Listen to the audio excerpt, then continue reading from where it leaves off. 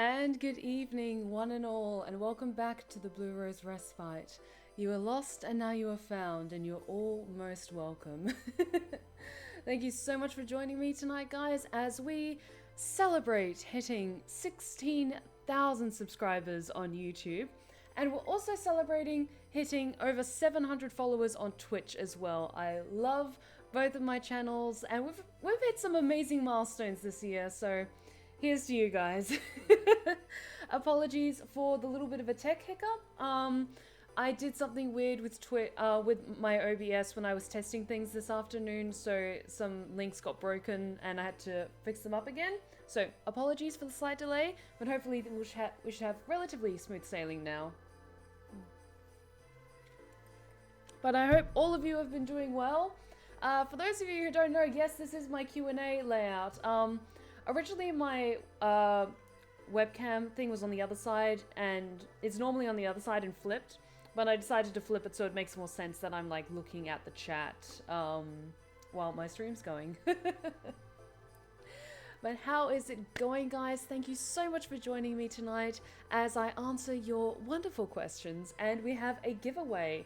Yes, I thought testing things like 4 hours before I went live was enough time, but apparently not. Thank you so much for the host, Daniel. I appreciate it. But yes, I did have some minor setbacks. Usually there's a system. Oh, thank you so much for the host as well, Alucard. I really appreciate it.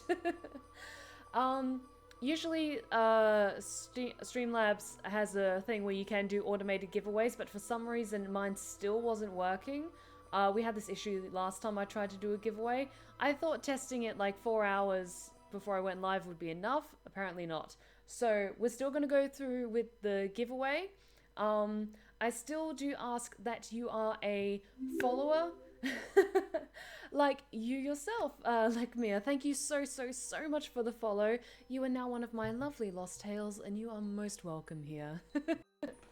Thank you so much for joining us. Take a seat and have a good time with us tonight. But yes, we will be going forward with the giveaway. I'll be going into details in that in just a few minutes. I'll go into the details of that in just a few minutes. Just a second. I need to just make sure I'm doing this right.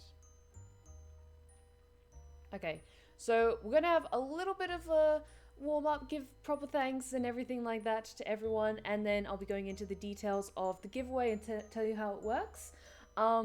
So I did ask for my patrons and Twitch subs to submit any questions they have via my Discord or Patreon. We got a couple.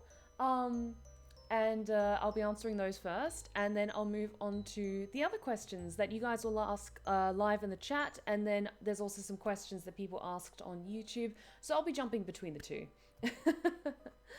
But thank you so much for the hydrate check, Daniel, much appreciated. And Shadow Fang, how's it going? Welcome back, glad you can make it. But let us see who's in the chat this evening and who's willing to put up with my shenanigans when it comes to tech issues. Hayden, how's it going? Welcome back. Storyteller Bree, welcome. Lekmir as well, one of our new followers. Via Gusling, how's it going? Daniel, the Wolf Warrior, Zanjeketh, welcome. I think it's your first time with us tonight. Take a seat, enjoy yourself, relax and have a good time with us. Samuel, how's it going? Wolf Warrior. Jimmy the Pops, how's it going? Welcome to the Blue Rose Respite. I believe you're new here as well, but you are most welcome here. Take a seat and have fun. Let's see who else is here. Shadow Tom, how's it going? Welcome back. Zanshlu Carmina, welcome back as well. Oh, I've got an amazing crowd tonight. Alucard Van Helsing, of course. Steel Monkey 31, how's it going? Welcome back. Oh, and Dragon King 4499, how's it going? It's been a while. Glad you could make it. I love the calm pace of this chat, by the way. I've been attending Teplin Institute Stellaris streams every Saturday, and the chat is way more freaking fast. Well, who knows? Maybe one day we'll get like so many people in the chat that I do have to like slow it down a little bit so everyone can so everyone has a chance of me seeing what they have to say. And welcome back, Kimikun. It's been a while. Welcome back. Glad you can make it tonight. But yes, this is my Q&A chat. I tend to save these for when we hit milestones, usually on YouTube, because they're usually like big milestones. But it's kind of funny how when I was writing my script for the Q&A, or like the announcement video for the Q&A, it was when we were at 15,000 subscribers, and then all of a sudden we're at 16. Like, I kind of had a massive spike in interest on my YouTube channel in the past few weeks, which is absolutely amazing. But thank you all so much for joining us tonight. We are listening tonight to some lovely license-free Christmas music because tis the season. But I did look online for some nice music we could listen to kind of relax and vibe to. That wouldn't get my channel in trouble. So before we get into questions, I will just give proper thanks because I always like to give thanks to my amazing patrons over on Patreon. And just a second, I realized I should have brought something up as well. I totally prepared for this, guys. Second.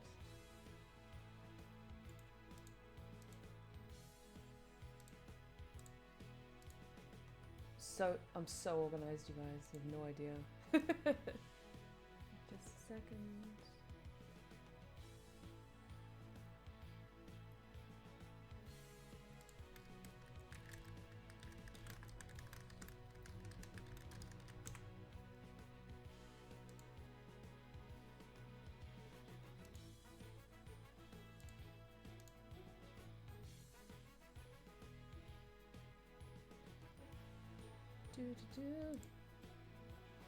So yes, this is slightly more relaxed. It's a little bit more informal than my usual streams, which usually a little bit more structured. It's a Q&A and there's whiskey involved, so things are going to get interesting tonight. I just keep rolling those goddamn ones on investigate checks.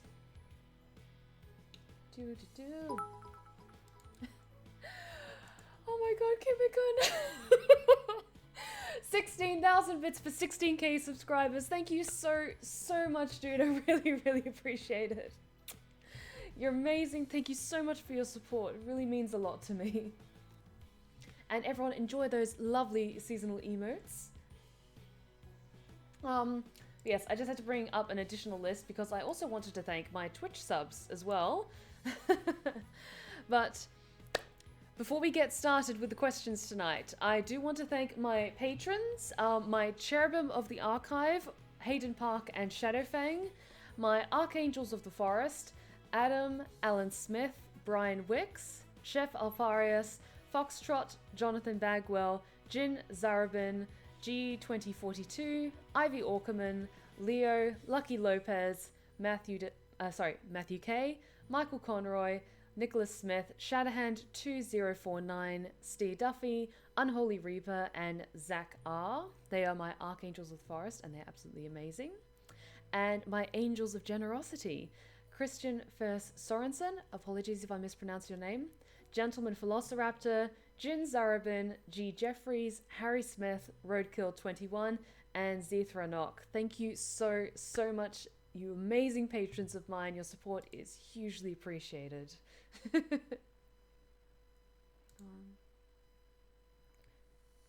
All absolutely incredible. But I also want to give thanks to some of my Twitch subs as well, because you guys are absolutely incredible for your continued support. So Blackbird12, aka Raven, thank you so much. Hayden Parke, again, with the Twitch sub.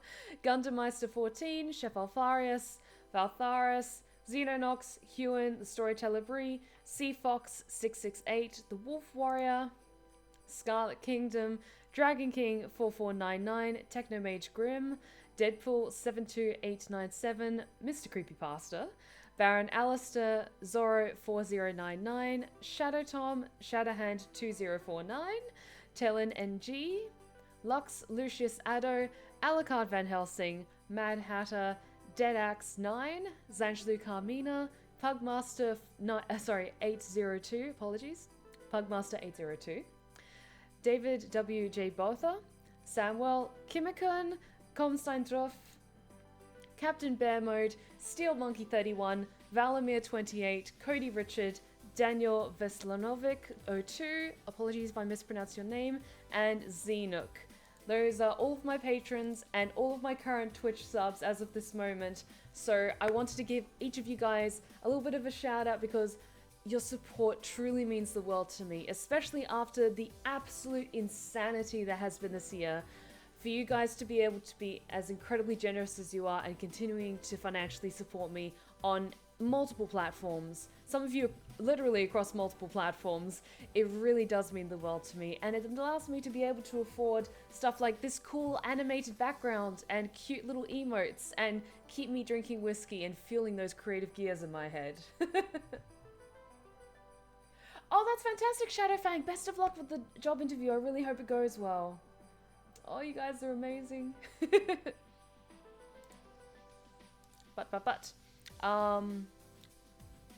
Okay. I'm just checking my schedule. Okay. So, everyone, settle in. Pour yourself a drink if you can drink responsibly. And always drink responsibly when you're in my streams. That's one thing I do adhere to.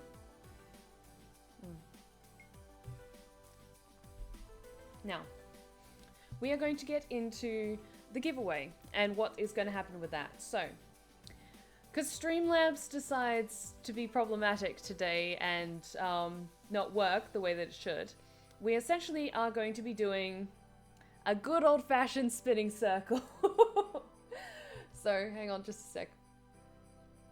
So, I will still... Essentially what was going wrong with Streamlabs is that the command for you to enter the raffle wasn't working. So it would still have the prompts that would come up to remind you to enter the raffle if you hadn't already. But it essentially just wasn't registering people like getting tickets. So what we're going to do is I'm still going to have the command going so that the automatic prompts are reminded for people who are new to the stream. So that they have a chance of joining. And then I'll keep an eye out on the chat for if you do put in the command that's prompted, I'll add your name onto the list because we are going with a good old-fashioned spinning circle. It's still going to be a raffle. It's still going to be completely up to chance.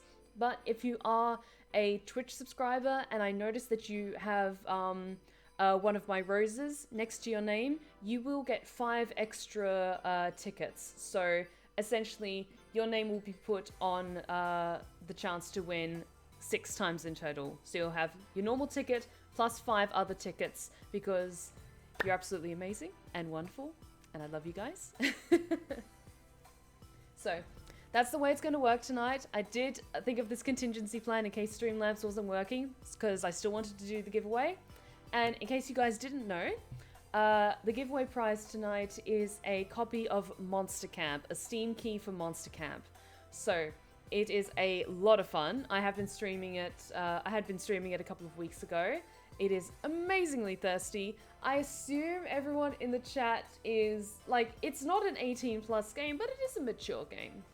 And you know, we are all civilized folk here, so I expect you all to be responsible. So, out of full screen.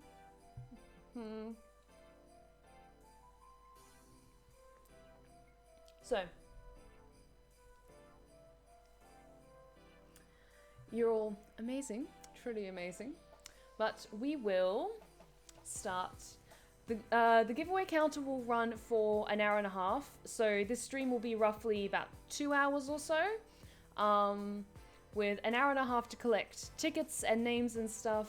And at the end of it, I'll just have a look at the list and you can just double check if your name, if for any reason I've missed out on you, and I apologize in advance if I do that. But we'll then spin the wheel. After an hour and a half, I'll send out a private message to the person who's the winner and make sure that they get the prize. And then we'll do maybe last few questions and then wrap it up for this evening, if that sounds okay with you guys. Lovely, lovely. So, let us start.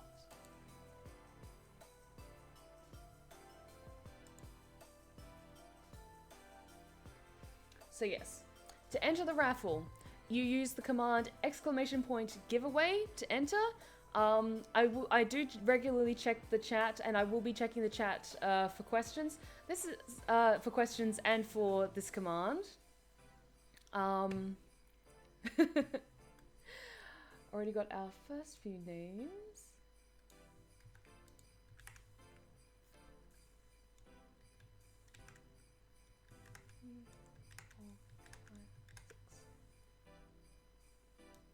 Okay, everyone's getting their names in, which is wonderful.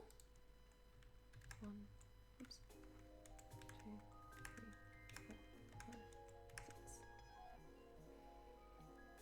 Wonderful, wonderful. Again, my apologies about the mishap, but we're just going to do this the old-fashioned way.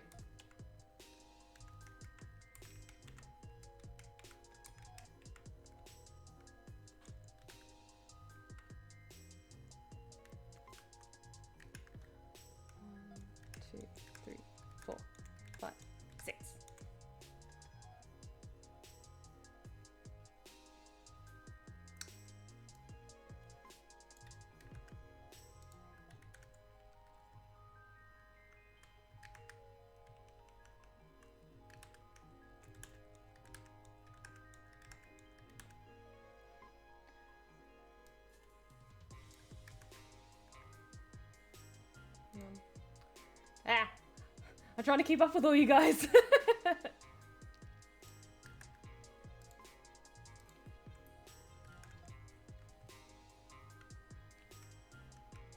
Okay, cool, cool, cool. 2, 3.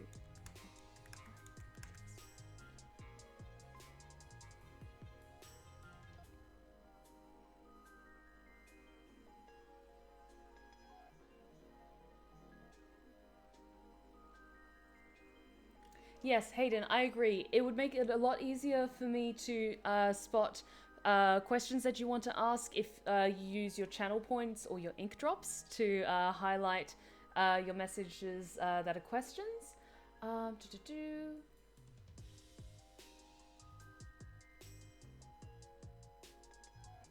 You know, the funny thing is, the reason why I have the Steam key to give away is because this is the free copy that I received as a because I put my hand up to, oh hey, like I'm a Twitch streamer, I'll stream it. But then because I only sent that email like maybe half an hour before I went live with the game, and I didn't have it yet, so I decided, oh, you know what, I'll buy it anyway. And so then like 20 minutes later, the email came in with my free Steam key. So I was like, oh sweet, I've got an extra Steam key. I'll give it away to someone who during a raffle. Awesome, awesome.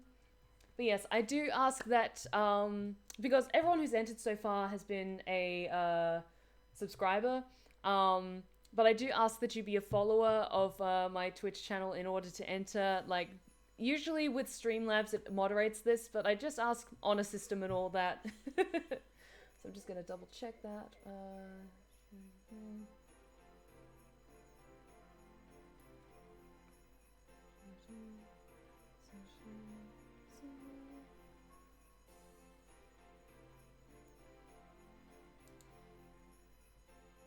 Oh my god, yes. That was amazing. Like, I lost it when Jesse appeared in my in my stream. He's absolutely amazing and such a cool dude, and I really look forward to potentially the chance of working with him.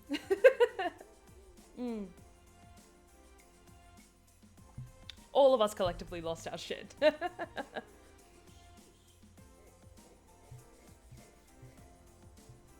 And remember, the Seraph is always watching and the quills of vice and virtue are always recording.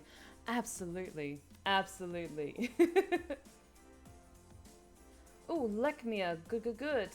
Thank you. I will add you onto the list.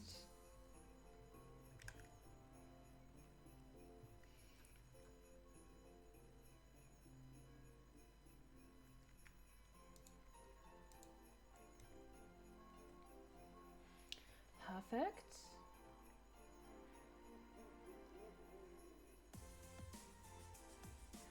All right. Before we get into answering questions in the chat, because I am noticing that you guys are starting to ask questions, I do prioritize answering questions from my Twitch subs and my patrons first. But as Dragon King is a subscriber, I'll answer that question now.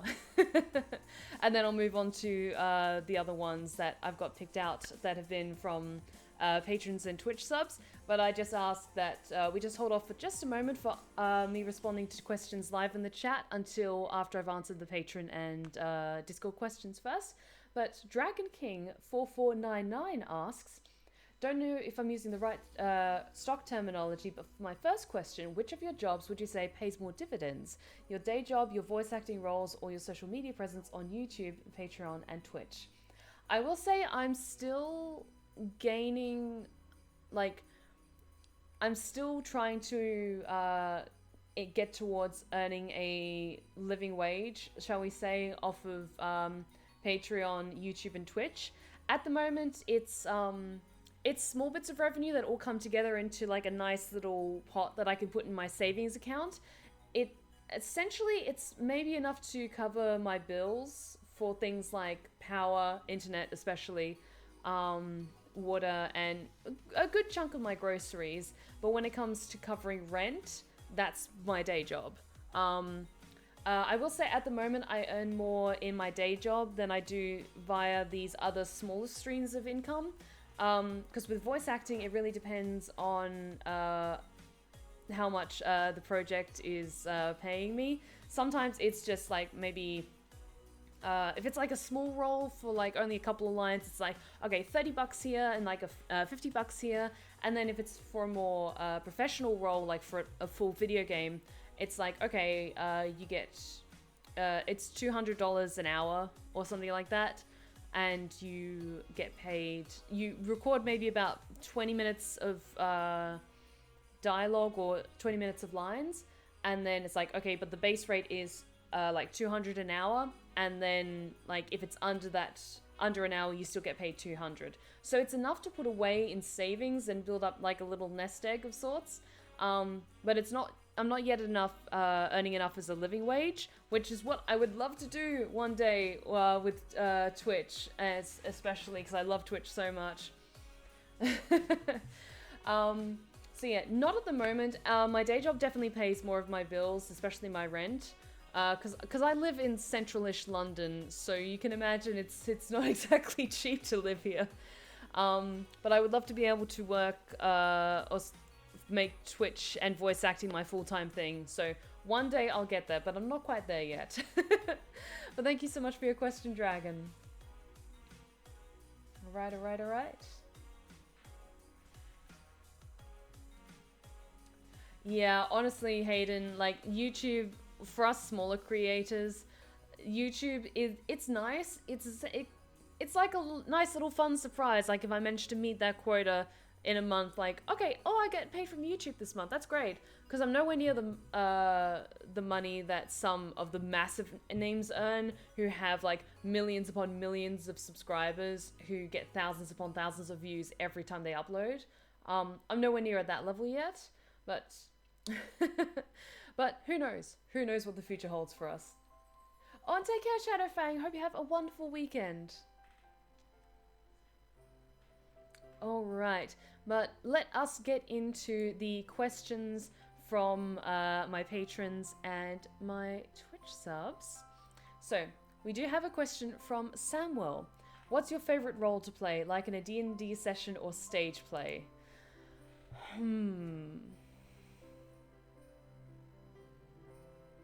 So you know how there's those quizzes, like, okay, if you have like these certain quirks or personality traits, then you're this D&D class. For me personally, I always gravitate towards spellcasters. I've been playing a warlock for a campaign that's been going on for I think like 4 years or something, like a ridiculously long time. So I love playing spellcasters. I think I have a lot of fun though with sorcerers as well. They're so good.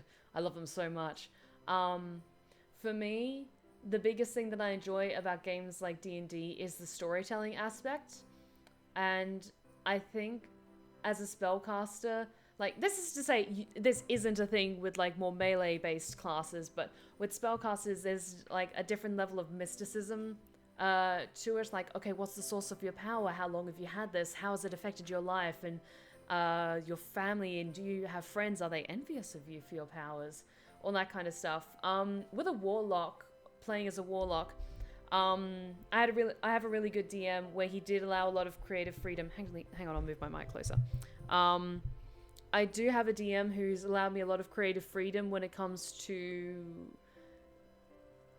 allowing my creative flexibility when it comes to certain aspects of my warlock and her relationship with her patron. But I think if you choose to play a warlock, you're already having a little bit of influence already onto the world. Like, it of course depends on your patron, but your patron is kind of, maybe you yourself have a hand in designing them as well. That helps you become even more ingrained into the world. So I would say, personally, if I was going to, like, self-insert myself into, like, a D&D campaign, I think I would probably be a sorcerer, because I like that, that idea of, like, manifesting a power within you that's, like, slowly grown and matured over time, and then, like, you start to realize these things about yourself. Kind of similar to, like, the X-Men in a lot of ways, that is something that is a part of you either since birth, or it's something that has been, like, gifted unto you, that then you have to wrap your head around and be able to work with. So I love spellcasters, especially when it comes to playing characters as, like, stage stuff. I have horrible theater experience from high school, so I've never been one for more, like, on stage productions. Like, I have thought about maybe experimenting as an actress, like a screen actress, but I don't have the time to go out to physically to go to auditions and stuff. So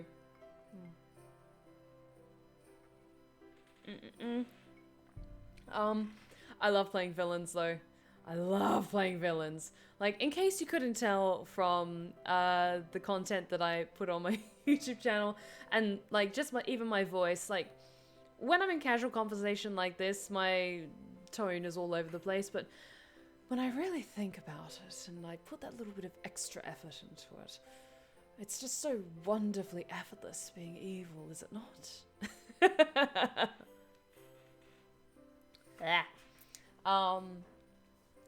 Inquisitors are not villains. Oh, of course we're not. Of course we're not. We serve the Emperor's will, and anyone who serves the Emperor's will is certainly not villainous in any sense. I love playing villains. I love especially the villains who don't need to raise their voice to get their message across.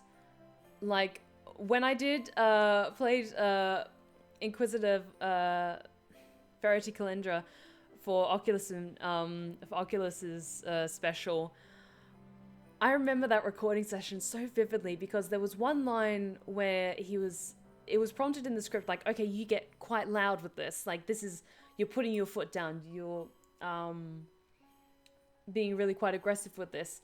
And before I even record, I was like, okay, but can I just try it this way, where it's really soft and really quiet? And all I said was, it was just before he reads a page, and it was supposed to be quite loud, but I remember it was something more like, Oculus. And it was just that soft threat. Like, you don't need to raise your voice to show how frightening you are.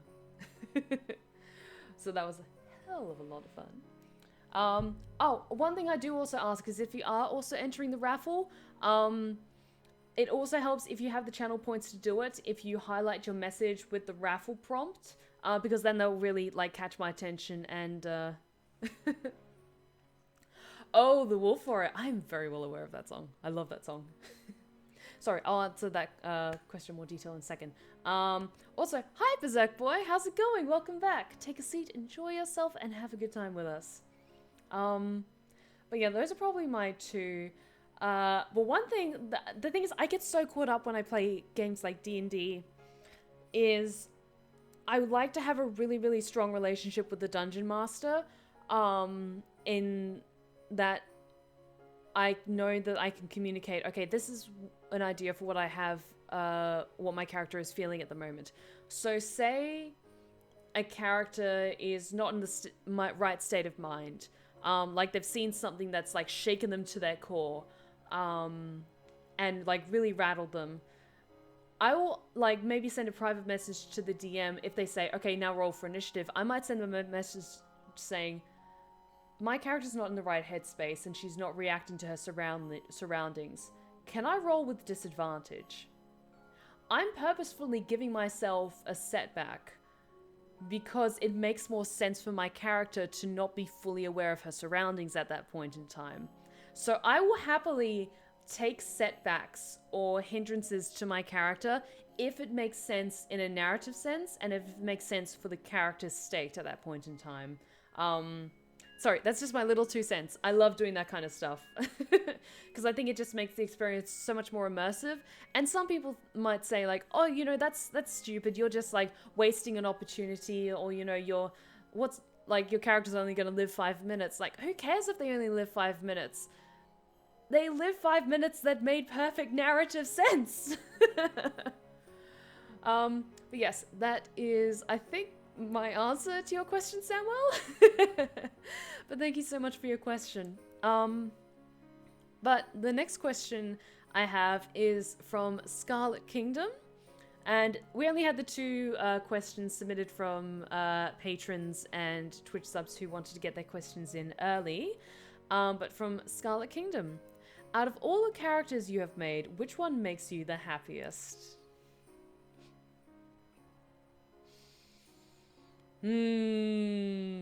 That's a really, really good question. I'm struggling to think of that. I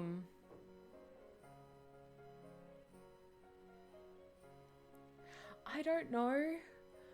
I don't know. I'm really suck at picking favorites.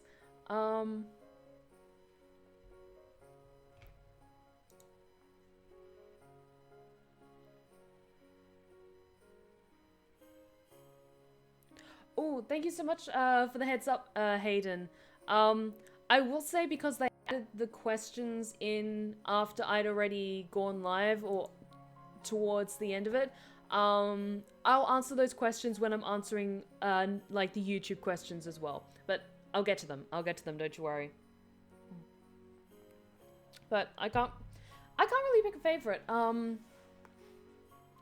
I love the Countess, Evelyn von Donaju, aka the Countess Stefania Swan. Maybe because she was my first ASMR character, and I put so much time and effort into making her and making her world and fueling this arc that happened that happened over the story of the Castle of Blue Roses and the epilogue. She had such a wonderful arc. I was really happy with that. It's tricky because there's some characters where I have gone off script and I've just kind of improvised like little flourishes. And for that was Queen Kava, my Dryder character, who I love her. Like, she's so cool. I love her so much. She's my... for many of you, she's also your monster waifu.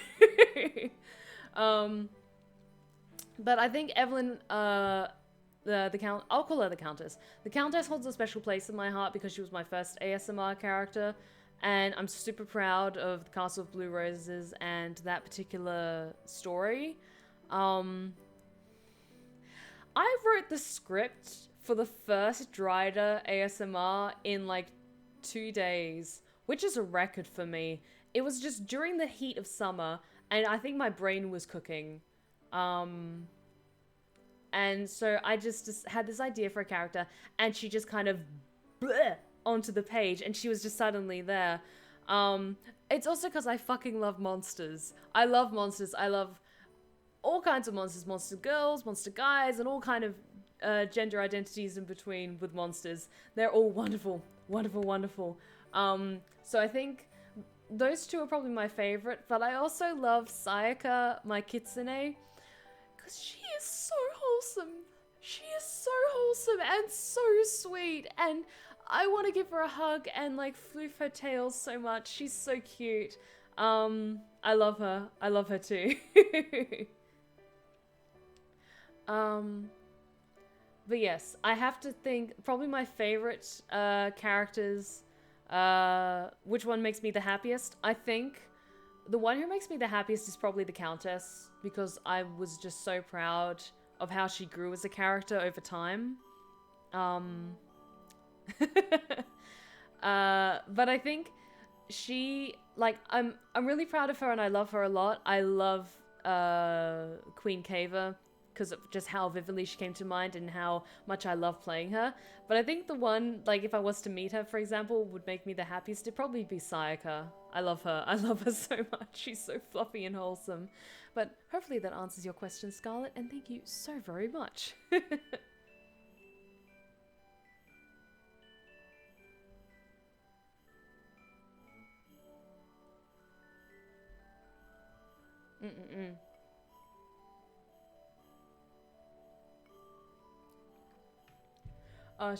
She was great. The art of the Countess in every video combined with her voice really hit home my vampire lady fantasies. I was on a vampire ASMR binge back when I started watching the whole series, and that is what made me fall in love with your channel, except I'm on 3 years being subscribed now. Oh, thank you so much, Dragon King. Like, Renpen did amazing work with all of the art for my ASMR characters, and she's so talented. I just want to check, is the volume level for the music okay for you guys? Is it nice and balanced, like you're getting a little bit of it, but it's not too overpowering?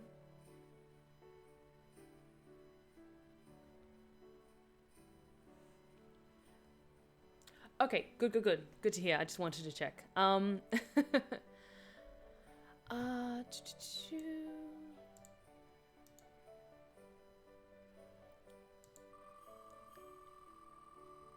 Oops, 1 second, guys.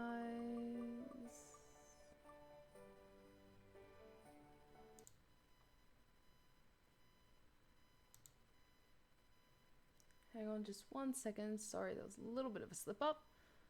It's all good. Sorry, I accidentally clicked the spinner, but it doesn't remove any names from it, so my apologies for that little bit of hiccup. But yes, sorry about that. Everything's all good. Let's just keep going. But let us move on to another question. I've already answered a question from the Discord and a question that has been pre-proposed, so on the Discord, and one from the chat. So I'll answer one from that I got on the YouTube video, because I did ask people who couldn't be here tonight live to post their questions on in the comments section to my announcement video. So let's answer one of those.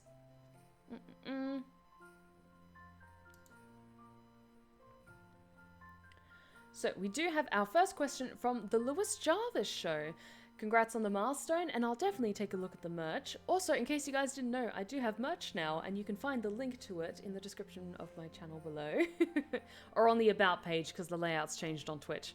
But yeah, if you go to the About page, there is a new button that has a merch thing, and which you can buy merch featuring my ASMR characters. This is just a shameless plug, I apologize. But yeah, check that out if you want to. But back to the question. Congrats on the milestone, and I'll definitely take a look at the merch. As for my question on the Q&A, what are your views and opinions on the Tau from Warhammer 40k? Okay, to clarify, I am still very, very, very green when it comes to Warhammer lore, a lot of the stuff about the different races, and while I have done some research in terms of some of the races, especially the Imperium of Mankind and the Dark Eldar, mostly for research purposes for my ASMR videos and just trying to familiarize myself with the terminology. I don't know a great deal about the Tau, I'll be perfectly honest. All I know is that I have received many requests for a voluptuous Tau girlfriend ASMR, which, you know, I've just put a pin in it for now. I'm not saying no, but I'm just saying that I put a pin in that for now. From what I have heard about them from 40k Theories from Remley's, because we talk a bit, is that in a world that, or a universe, shall we say, that is so royally fucked up and violent, their approach to domination is an interesting one. It's a different take on it, in that it's still leaning towards, like, kind of, as far as I understand it, kind of culty and with the greater good and all that. But it's less like an iron fist sort of thing, more of a, join us, the other guys kind of suck. So I'm not going to say any confirmed opinions on the Tau just because I don't know a lot about them in detail. They look cool. They look pretty cool. But I have to do some more research about them before making up my mind. All I know is I've had many requests for doing a Tau ASMR, which has a pin in that idea for now. So I apologize if that's not the in-depth answer that you were looking for, but hopefully that answers your question, Lewis. And thank you so much for your continued support, and thank you so very much for your question. All right.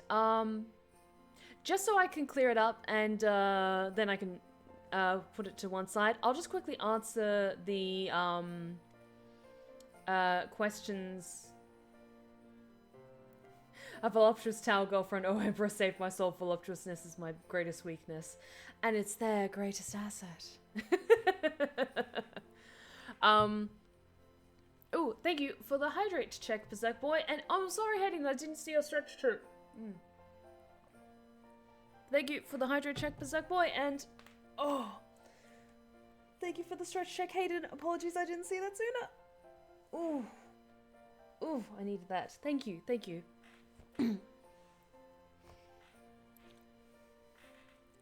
But yes, I'll just answer quickly the questions that I received on my Discord, because they came in just about when I went live, and so we'll get those wrapped up, and then I'll focus on between the YouTube questions and the chat, if that's okay.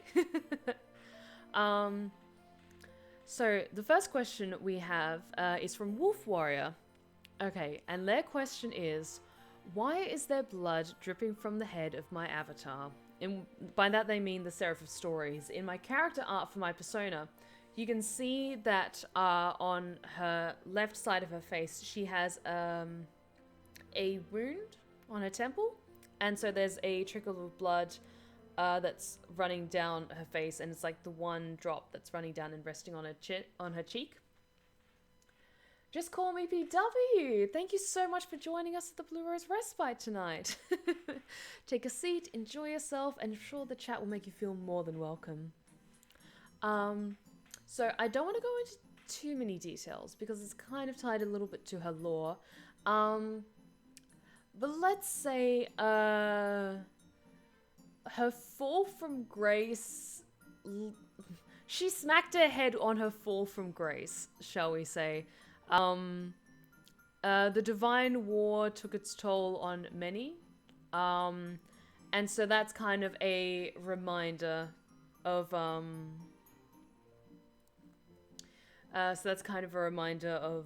past events, shall we say. It's a wound that's never been able to heal, so it's constantly, that's why it constantly looks like that. And, when it comes to, like, the aesthetics of it, I'm a big fan of, like, when I was designing the Seraph of Stories, and her aesthetic in general, one of the things I looked at a lot was, statues of saints. You know, the statues where it's, like, the Madonna, for example, looking up at the heavens, and they have, like, the crystalline tears, or, like, they're pearlescent, or they're gilded, and they're like running down the cheeks as a kind of like overwhelming awe at looking at heaven above them.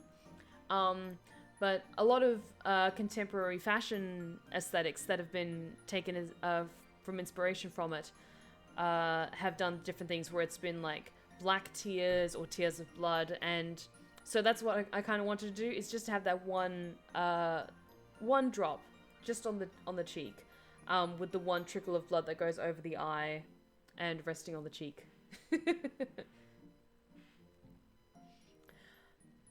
Oh, just call me BW. Thank you so much, and I will add you to the raffle. Apologies, we had a little bit of a technical mishap with the Steam Labs, but we do have a wheel that I'm setting up for towards the end of the stream, and your name has been added to it. Thank you so very much. But yes, if you want an idea of what I have in mind, search Met Gala 2018, because that was the Met Gala that year was kind of inspired by religious iconography. So a lot of mostly female actresses and singers and performers. They had a similar thing with the aesthetic with the tears, especially Lily Collins. She had a big point of inspiration for me. There were a number of amazing gowns in at that particular gala. But yes, that's kind of the idea behind it in terms of it aesthetically. In terms of plot stuff, it's a reminder of her fall from grace.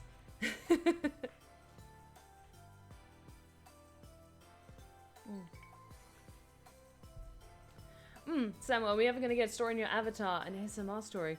It has been something I've thought about doing, but I've also thought about doing, like, writing a short story and self-publishing that. But who knows if anyone would be interested in reading it. I don't know. But hopefully that answers your question, Wolforia. Thank you so very much. But our next question comes from Carmina. Have you ever thought about making a D&D supplement out of one of your stories? I'd love to explore the world of the Castle of Blue Roses with my players.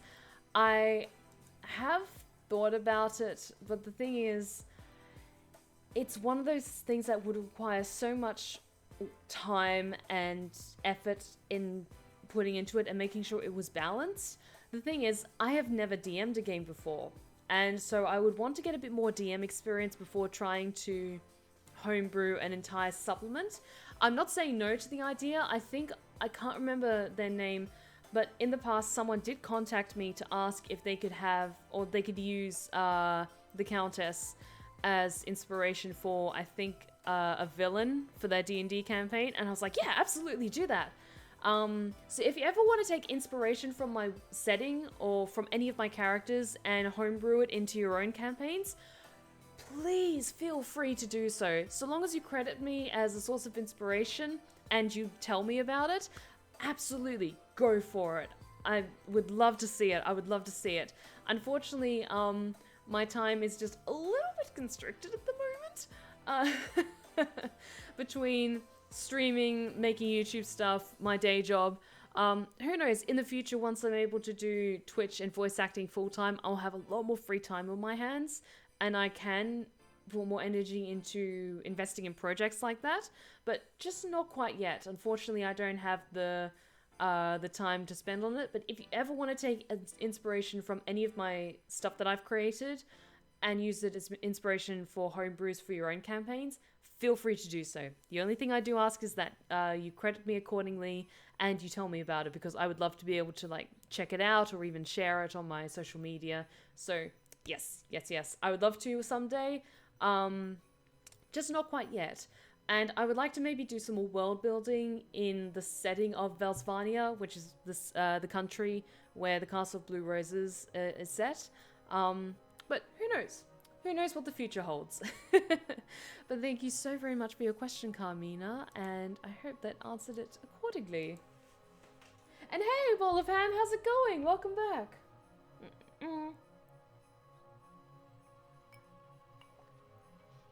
But I have thought about DMing a game, or like DMing a one-shot. The thing is, DMing, it's one of those things that I can tell you get better at it through experience. I like the color scheme of your whole channel. Oh, thank you so much, Berserk Boy. I will say I think I have pretty good taste when it comes to aesthetics. So I'm very proud of the color palette and the aesthetics behind all of my branding and my channel. So I'm really glad that you guys like it too.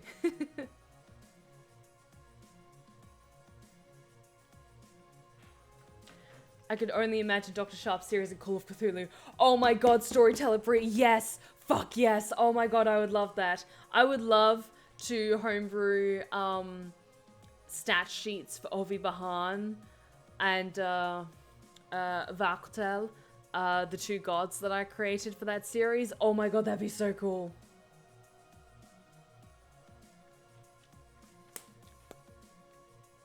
Chapstick.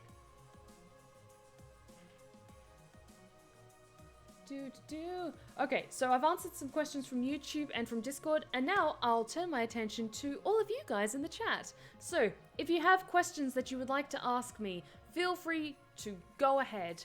I might be a little bit slow with seeing responses that you're currently typing because I'll try to just scroll down, so I might not see what you're immediately saying, but I'll do my best to catch up later on if that's okay.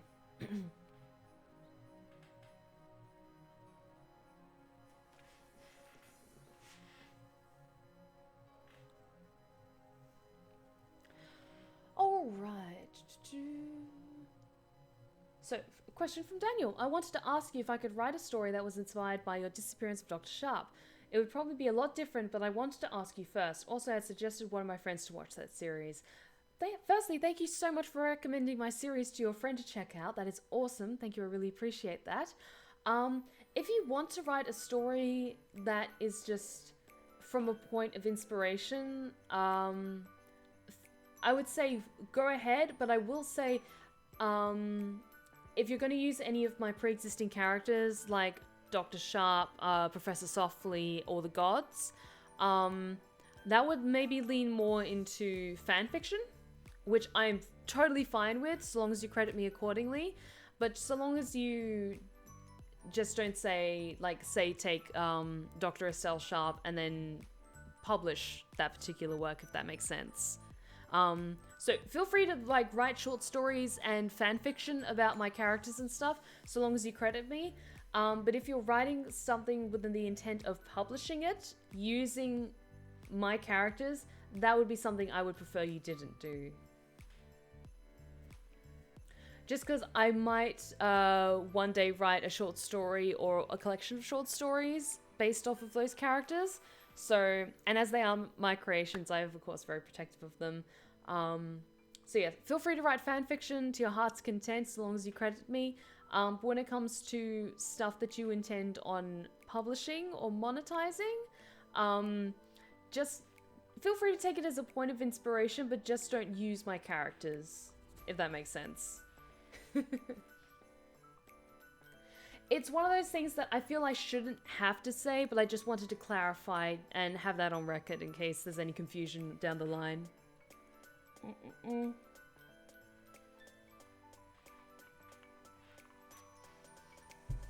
But thank you so much for joining me tonight, guys. I'm having so much fun with this. I always get weirdly nervous before a Q&A session because I'm not reacting to anything like a game that I'm doing. It's purely just me talking for a couple of hours, which is a little bit daunting. But thank you so much for your question, Daniel. I really hope that answers your question, and best of luck with your writing. For the next question, we'll go for a question from Lekmir as our new follower.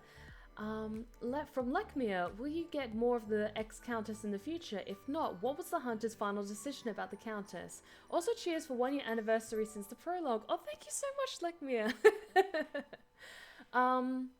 Will we get more of the ex-Countess in the future? Potentially. I'm not going to say in what shape or form. But I'm never going to say no to writing more with her as a character. I'm still undecided on if I'm going to write a sequel or a prequel.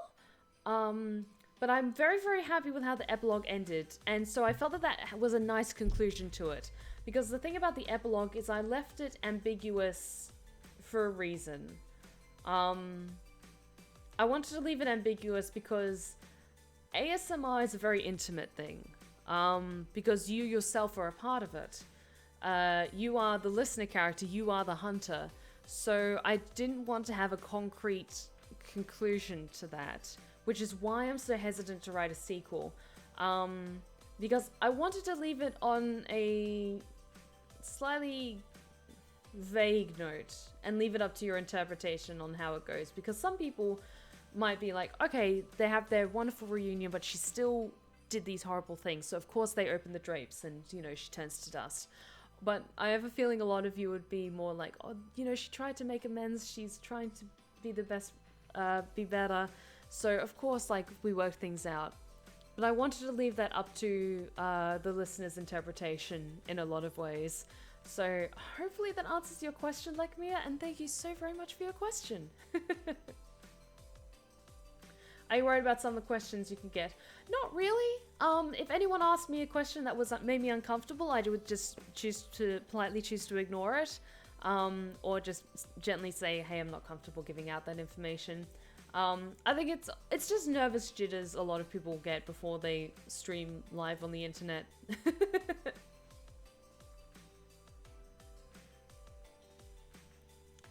Okay, next question. From Hayden Parke. How's it going? I've noticed many of your lead characters have a name that starts with an E, Estelle, Evelyn, etc. Is that a coincidence, or you just have an affinity that, to names that start with E? That's a very good question, Hayden. I didn't know I did that until you pointed it out. Maybe because a lot of classical names that I quite like start with E. I think it's honestly just a coincidence. I love the name Evelyn. I think it's very elegant. I love the name Estelle. Again, a very elegant name. Evelyn felt like a good fit for a vampire name, but it wasn't like a super... How do I put this? Evelyn... It's a kind of, it's a traditional classical elegant name, but it's not too vampiric, if that makes sense. Like, for example, it's not a name like Ravana Blackwood, for example. It's Evelyn, which still feels like a vampire's name, but it's not as frightening, if that makes sense. Honestly, it does come down, it's kind of a coincidental thing. I believe I named Estelle because I like the name Estelle, and secondly because Estelle, from what I can remember, it's in reference to the evening star. So I wanted even Estelle's name to be tied with this night sky. So that's why she was called Estelle. So honestly, it's just kind of a happy coincidence. But thank you so much for your question, Hayden. Ooh, next question is from Dragon King 4499. General life question. What is the first thing you intend to do once COVID melts away and it has otherwise prevented you from doing? I'm going to the spa. I'm going to the spa and I'm going to get a full body massage. I'm going to get the full works, you know, like a lovely steam room and just relax. And maybe have that as a birthday treat, because that's kind of what I did last year for my birthday, but it depends on what restrictions are like in the UK at that time. But first thing I want to do once restrictions are fully lifted, go to a spa with a full like afternoon pamper session, full body massage, scrub, all the works, and then organize a trip to go see my family in Australia and my friends in the States, because I was hoping to visit them this year and attend San Japan, but unfortunately, of course, international travel didn't happen this year. So that would be my list of things. Spa day, then international travel, because I miss my family so much and it's gonna really fucking suck spending Christmas on my own. But that's what Skype's for, right? So, yes, first thing, spa day. Absolutely. Because I really enjoy going to the spa. I like getting pampered. I love that full sense of relaxation. And as you guys have heard in my during my stretch checks, I kind of need to just get those, like, everything kind of stretched out. But thank you so very much for your question.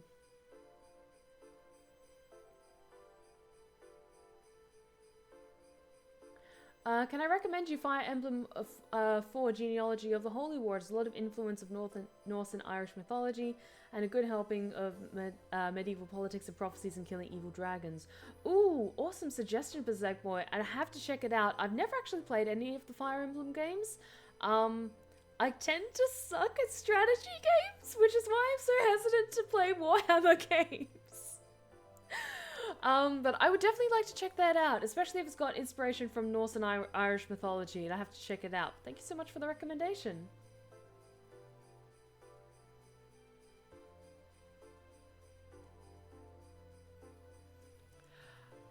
Dragon King, that is an awesome, awesome idea. I'm not going to confirm or deny, like, maybe that might happen later down the line, but it's definitely a cool idea. It's definitely a cool idea. But honestly, that's why I like leaving stuff like that open-ended, because it sparks your creativity. And that's one thing I love to do, is inspiring other people in a creative way to, like, pour their time and effort and passion into their creative efforts, whether it's writing, painting, artistic forms in multiple different ways. But that's certainly, yeah, I love that idea. The Countess and the Hunter having half-breed children and then founding an academy of hunters whose purpose is to defend Velsvania. You did spell that correctly. With her watching over their endeavors once the hunter being mortal passes away. Nice. Nice, nice, nice. And yes, Wolf Warrior. I like it better with leaving it open for the listener to continue as they see fit.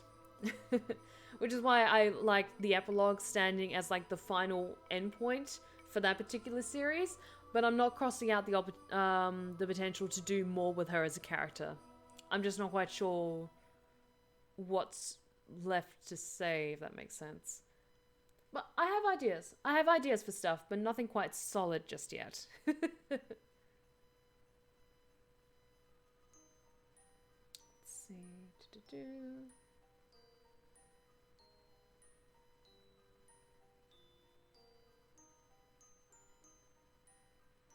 Oh, thank you so much for the stretch check, Wolf Warrior. Much appreciated. Oh, thank you, thank you. Yeah. Y'all need to see a doctor. No one's spine should pop that much.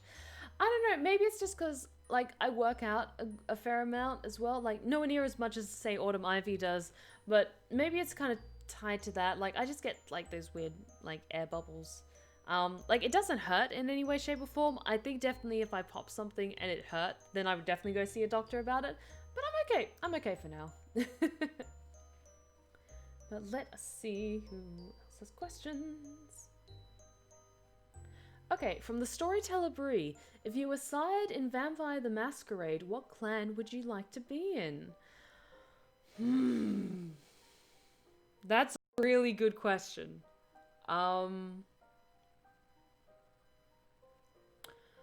First vampire character for Vampire the Masquerade World of Darkness I ever played was Aventru. She was fun. Didn't play her for long though. I played a Gangrel for maybe about 4 years. She was a hell of a lot of fun. But I don't think I would want to have that particular skill set. I really love Esther from my current campaign that I'm playing on Scarlet Kingdom's Twitch channel. The thing is, she's a Malkavian, which is kind of like being dealt the Joker when you're playing cards, because being a Malkavian, actually being a Malkavian, really fucking sucks. Because I do have issues with mental health, so I worry if I was made a Malkavian that it would just make everything exponentially worse.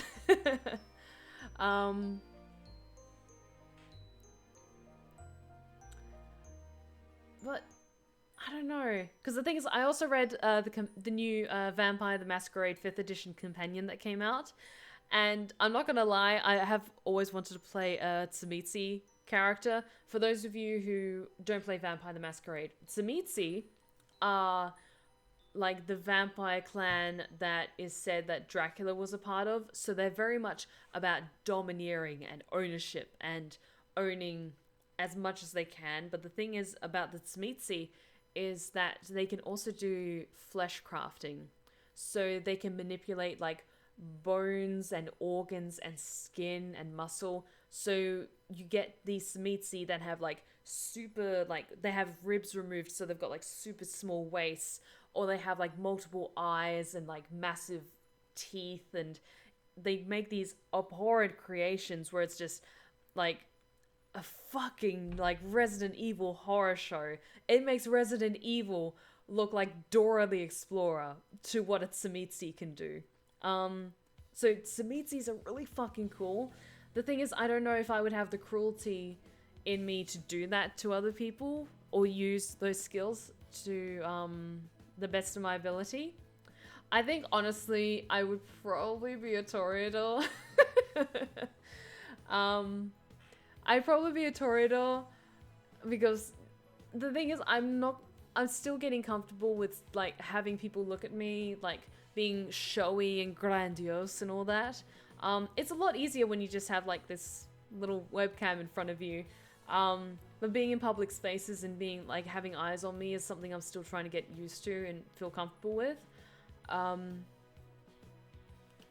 I think realistically I'd probably be a Toreador, but I would love to have the skill set of a Malkavian, I think.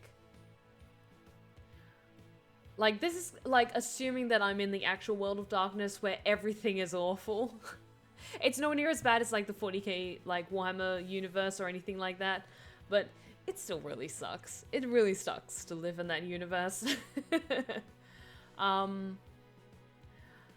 But as for the question of what clan I would like to be in,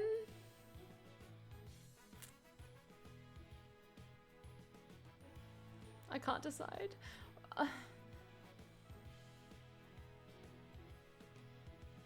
Honestly, I probably end up living like Esther's life that I've kind of imagined she has, who's my current Malkavian character. I think I would try to make the best of my abilities as a Malkavian. But Venture are cool as well. I don't know! There's so many to pick from. I think realistically I'd probably be made into a Toreador, but I also like looking at my reflection. So I'd probably be a Toreador, to be perfectly honest. But hopefully that answers your question, Story Chilibri, and thank you so very much.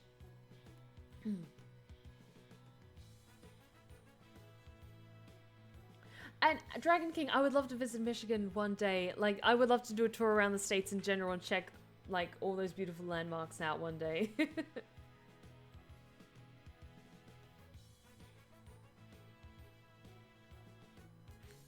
Oh, the Wolf Warrior, you're too kind. Listen, you may suck at strategy games, but you sucked at Darkest Dungeon too. But we helped you when you got better with time. You beat many bosses on first try that I couldn't even beat bosses. I couldn't. You can become great. Oh, thank you so much, dude. I really appreciate that. Oh, you guys are so sweet. I am General Stephanie Bonaparte. Defeats were parts of the faults of the shinies. Indeed they were. Shinies were my downfall.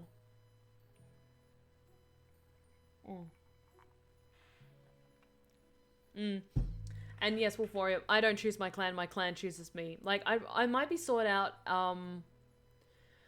by other Toreadors, maybe, and then made into a Toreador that way. Or if I was really unlucky, maybe I'd be sought out by a Tzimisce as well, potentially. I don't know.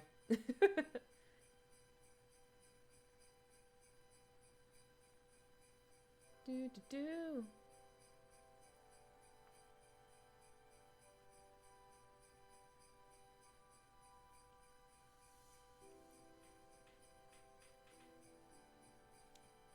Oh, you guys are sweet. Maybe one day. Maybe one day I'll be able to visit Michigan. But I'm going to jump over and answer some more questions from the YouTube posts as well. So let us see what they have to ask as well.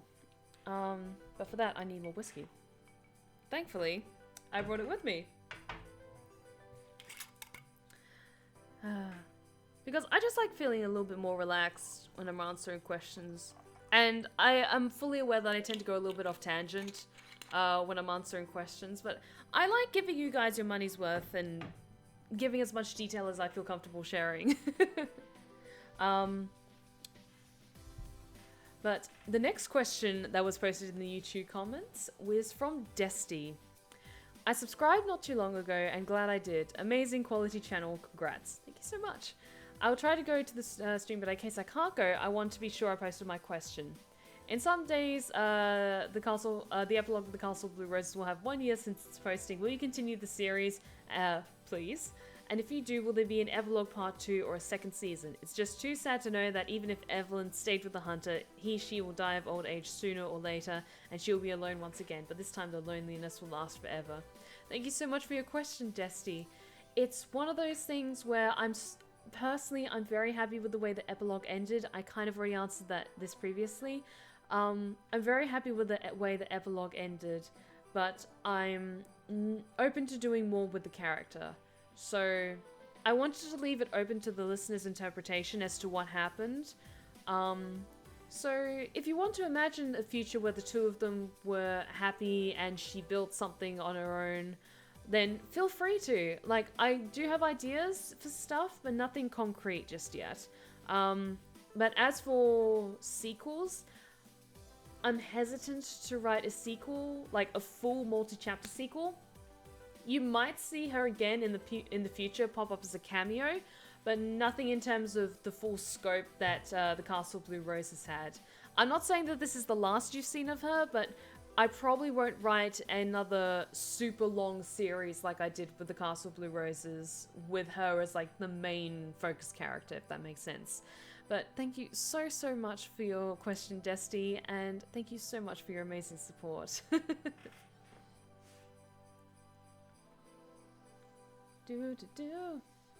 Yeah, it's weird, like, I'm always kind of surprised, like, that the Castle Blue Roses, or I'm not necessarily surprised, because it is one of my most popular videos, but the Castle Blue Roses was how a lot of you guys found my channel, and, it's just kind of amazing how much of an impact that this series had on you guys, because it's something that I put a lot of time and effort and work into doing, but the first chapter just kind of started out as just like a gamble just to kind of see how it would go. So it really does mean a lot to me that this series has had such an important impact on you guys, that you love it so much. So thank you so much for the love, and I just want to say again, thank you so much for the amazing love and comments and support and like fan art and like amazing stuff that you guys have done for this series that I put so much time and effort into. You have no idea how rewarding it is as a writer. But yes, I'll also just generally remind people, if you haven't yet jumped into the giveaway, which is a Steam key for a copy of Monster Camp, please do so, because then I can add your name onto the wheel. I do ask that you are a follower before you put your name do the command !giveaway.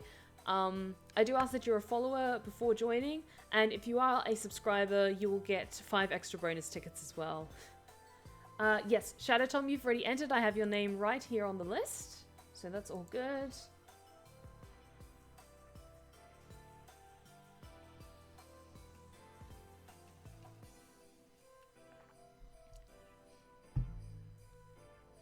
I first got your channel from 40k Theories, and the ASMR is what got me hooked, because it was good kind of ASMR, not just whispering and noises, but a story and talking and like interactive adventure. That's the kind of ASMR I like. I like there's little self-contained ones as well, which is why I started doing the ASMR mini tales, where it's like the nice little self-contained ones that you can listen to them just on their own without having to understand like other chapters. But I'm a storyteller. It's what I do. So when I wanted to do ASMR, I was like, okay, I'll do like a couple of chapters. I'll write like a short story and like just have it paced out that way, because I hadn't yet seen anyone do that. Now a lot of other channels, amazingly talented channels, do similar stuff where it's multiple chapters of an overarching story. I've been in a couple of those. Shout out to Shadowy Whispers, who is amazing. And yes, Samuel, you are on the list for the giveaway, don't you worry.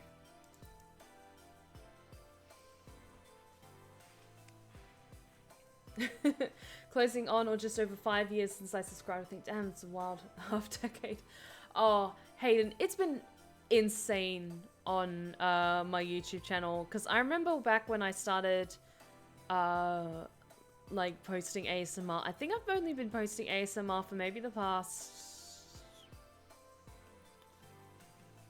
4.5 years? 4.5 to 4 years? It was after I moved to the UK from Australia, because I set up my YouTube channel primarily as a creepypasta channel. And back then I used to post twice a week, like, because I had time on my hands to make multiple videos. But yeah, it's been an insane ride, and honestly, this year has seriously just taken me aback in terms of the amazing influx of newcomers that have come to my channel, not only on YouTube but also on Twitch, on Twitter, on other social media like Instagram. I worked my ass off this year, so it's really rewarding to reach these milestones, and thank you so much, you guys. You're absolutely amazing, and it really does mean a lot to me that you want to stick around.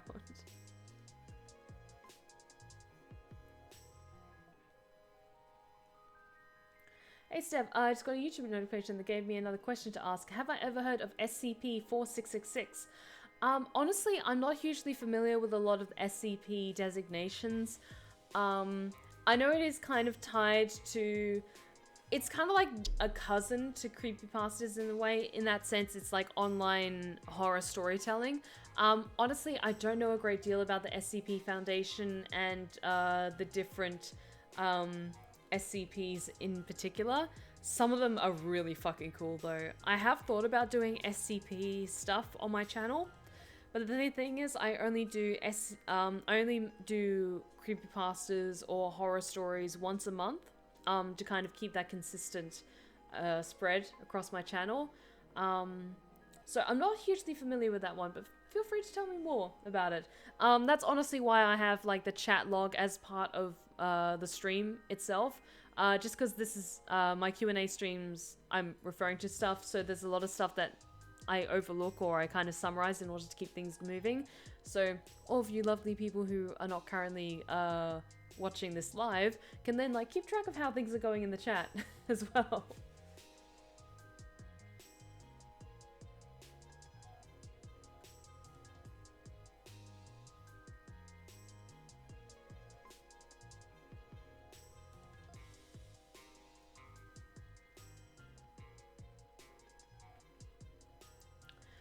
But let us answer another question from over on YouTube, shall we? Our next question comes from Andrew Fisher. I have 2 questions for you. Question 1, if you could say anything to your past self, what would you say? Question 2, out of all the characters who you have done ASMR and or narrations with, who has been your favorite and why? Also, congratulations on reaching 16,000 subscribers. Long may... And then the comment cuts off. I think they meant to say, long may you reign? In which case, I plan to. I absolutely plan to. But thank you so much for your question, Andrew. I'll answer the second one first, because the first one might get a little bit heavy.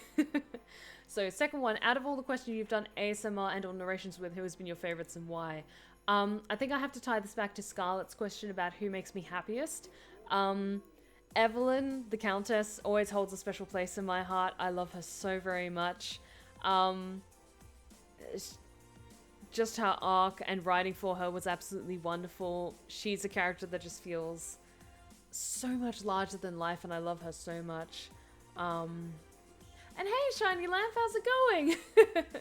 Welcome back, so glad to see you. And hey, Smith73, how's it going? Welcome back. So yeah, I'd have to say probably Evelyn has a very special place in my heart. I love her so much. And, just clarify. Who was your favorites? I can't pick one particular favorite, I have to pick three. So favorites that will always have a very near and dear place in my heart is the Countess, Evelyn von Dunjou. My beautiful vampire countess. My first ASMR character, and I love her so much. Queen Kava, just because I love voicing her so much. I love playing Monster Girls, in case you guys didn't know. I love Queen Kava as well. She's great. She's regal and like formidable, but she's not cold. Like some of my other characters tend to be rather cold. She's warm and loving and nurturing, and she just wants to take care of you.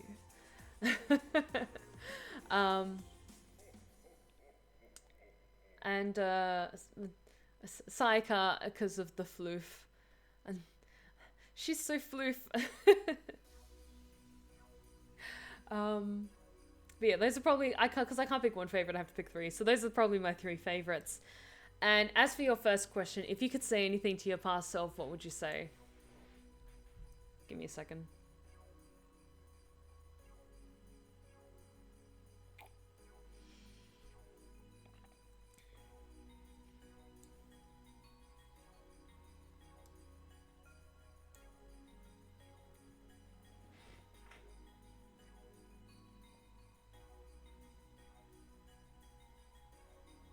I'm not going to bring down the mood of tonight with too many heaviness, but what I would say to my past self is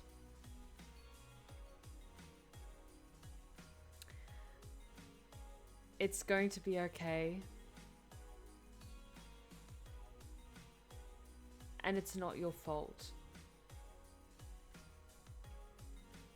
And you didn't deserve this.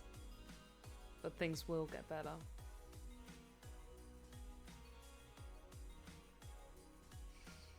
Sorry that that's kind of cryptic. There's a lot of context regarding that I'm not going to share publicly, but yeah, that's what I would say to my past self. It's going to be okay. It's not your fault. You didn't deserve this, and things will get better. So yeah, I'm not going to bring down tonight's stream with too many heavy emotions, but that's what I would say to my past self, because my past self really needed to hear that, and no one told her that, and that's okay, because I'm here now, and I'm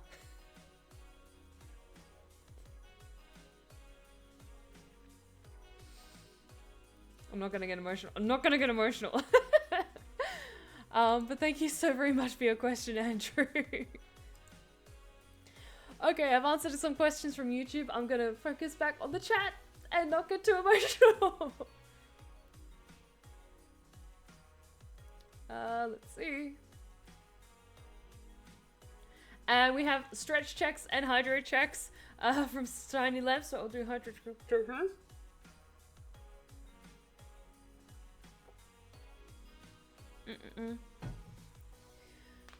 Ooh. Oh, that's satisfying. Thank you for that check. Oh, I needed that.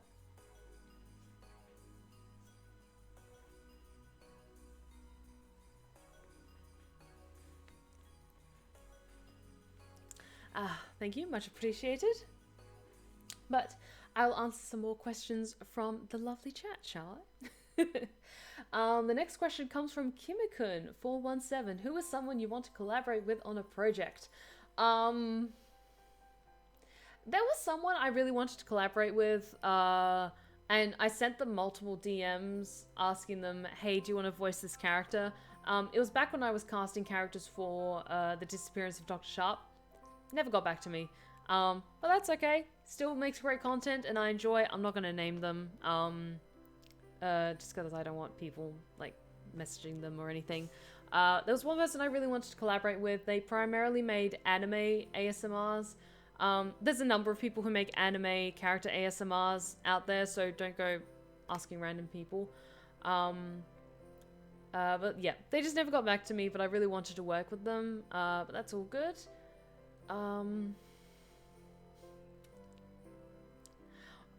I would kind of really love to work with Yaka. I love her content so much. Honestly, her ASMR has gotten me through 2020 in so many ways. I'm a Patreon supporter of hers. I love her content so much. For those of you who don't know who Yaga Miyato is, she is a YouTuber who makes primarily My Hero Academia ASMR for mostly male characters. She's a female voice actor, but she has the most incredible range in that she can get her voice to sound so much more traditionally masculine. So she does ASMR for a lot of the male characters. And she makes not only not safe for work content, but comfort audios as well. And God, I needed those this year. So I would love to one day potentially work with Yaga Miyato for a collaboration or something, or even having her do a guest voice for something. I haven't yet considered a role that I would like potentially approach her to ask her to play. But yes, I love her. I support her. She's amazing. So yes, fuck yes. I would love to collaborate with her on a project. When it comes to, this is like the idea with them coming to work with me on a project and me mostly handling it myself. Other people I would love to work with is, give me a second. This is talk, because I'm thinking more like YouTube level stuff. If we're talking like big picture,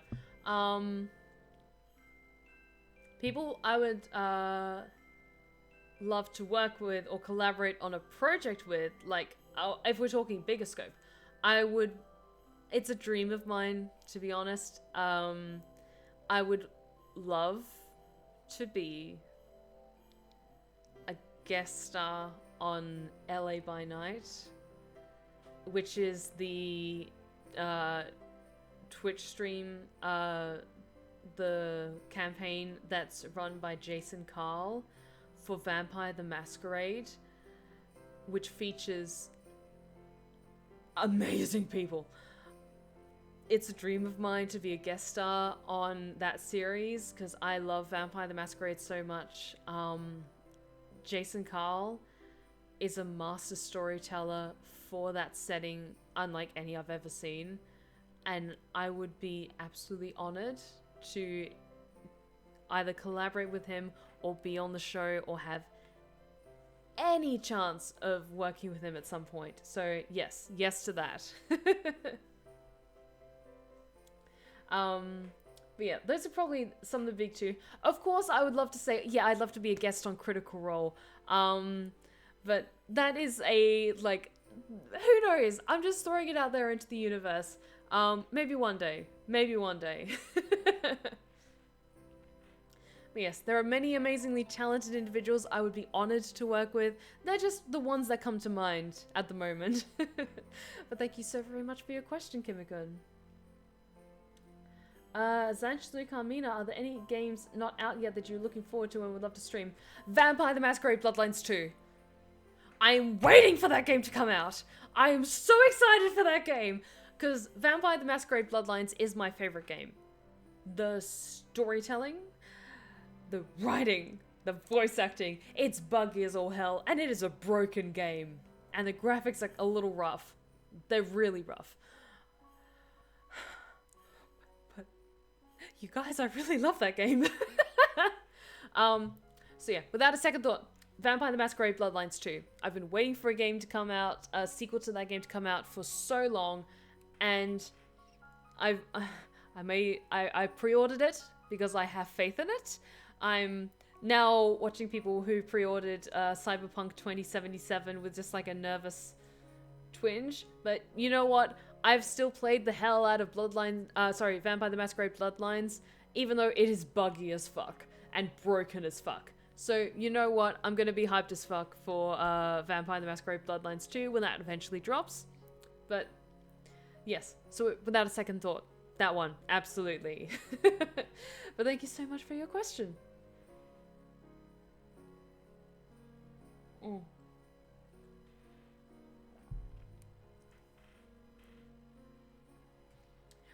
Oh, thank you so much, Tiny Lamb. Congratulations again on this. I miss your streams, but work's made it impossible. Hoping to say highlighted I miss you. Oh, thank you so much, Tiny Lamb. Like, honestly, just focus on your work. It's all good.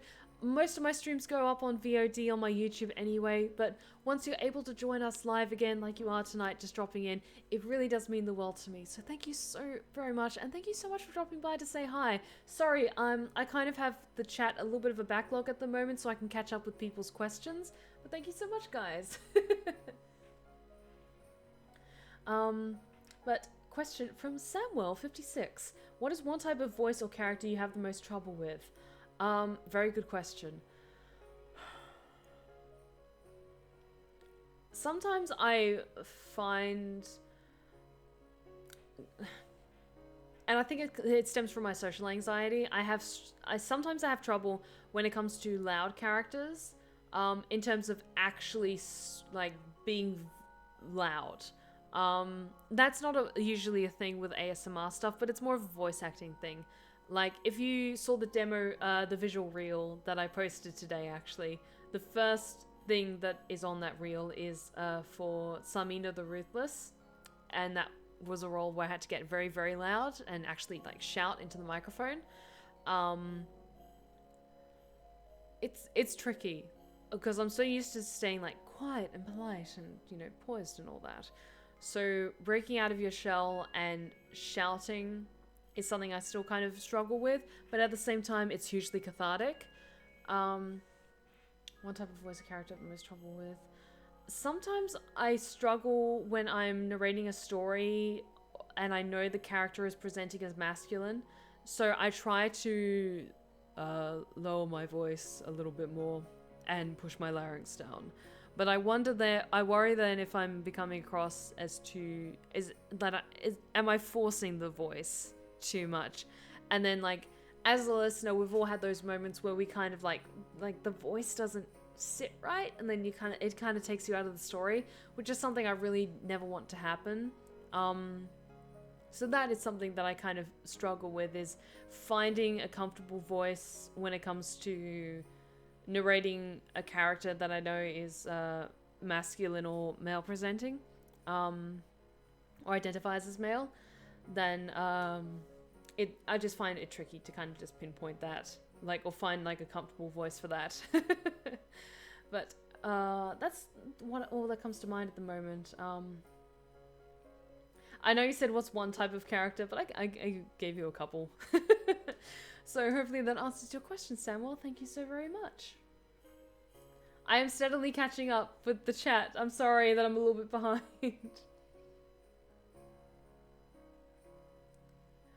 Oh.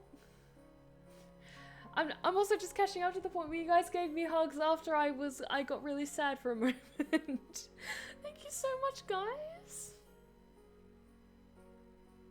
You guys are amazing. Thank you. Steph, I'm not genuinely concerned about what happened. I went prior, but that just sent a weight of concern through my soul. Yeah, like, let's just say I'm really happy where I am now. Like, there was some stuff that happened that wasn't great, but I'm living my best life now, and that's what matters. So I'm not going to go into the details, but thank you so much. I really appreciate it.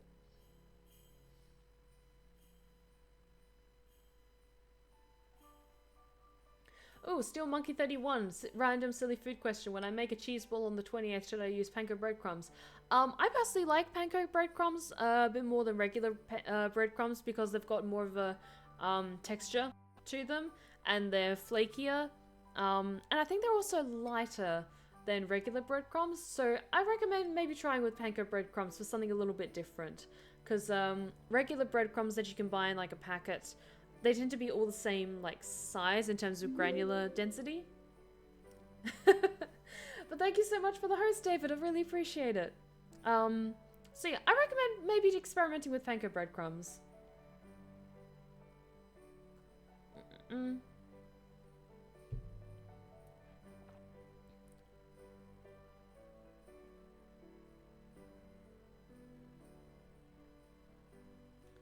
Ball of Ham, what would you say if there was a list of roughly 350 ASMRs and you were on the top 10 of those? Oh, thank you so much, Ball of Ham. Thank you so much. I'm just a woman on the internet trying her best to just make good content and do voice acting full time. And if you guys decide to stick around and enjoy it, that's awesome.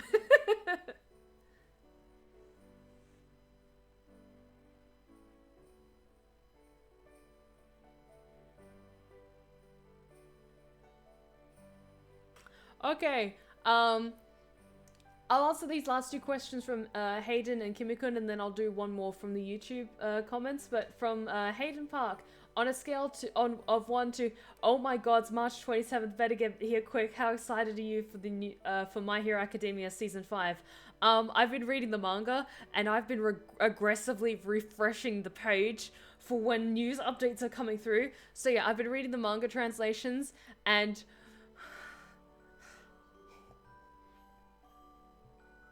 of course, no spoilers in chat. No spoilers at all in chat. But there's some shit I need to see animated. I need to see certain fights animated. I haven't yet seen the movies. I would love to. I saw the first My Hero Academia movie, but I haven't seen the newer one. And they announced a third one, which I'm really excited for. But I am so excited for season 5 of My Hero Academia. Like, I'm up to date with the manga. I know what happens, but it's the hype of wanting to see something voice acted and animated. And I love this series so much, you guys. Like, I will fight and protect the kids of Class 1A so much. And Shinso as well. I love him. And there's so many heroes I love so much. I'm really invested in this series, in case you couldn't tell. But yes, I am, in case you couldn't tell by my reaction, I am appropriately excited. I'm super fucking excited for the new season, and it can't get here any faster, but, I want everyone in the production to take their time with it and give it the love that it deserves. So I'm happy to wait. It's the same with video games. I'm always happy to wait as long as it takes to deliver an amazing final product. So I'm so excited.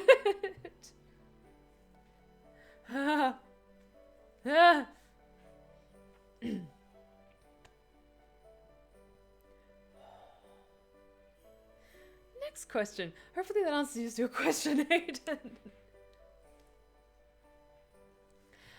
Next question is from Kimikun417.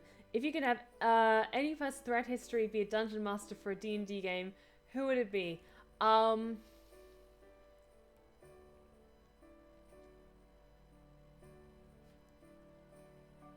Of course, I would love to have at least one game with the original, the OG, Gary Gygax. But I want Oscar Wilde to run a D&D campaign because I want him to just... I want his, like, all of the aesthetic. Like, I want Oscar Wilde to be a dungeon master for a D&D campaign. I don't know if it would be his thing, or if it would just be too... It wouldn't be something he'd be into. But I kind of want Oscar Wilde to be a dungeon master. And I wanted to be a DM, and I want to be a part of that.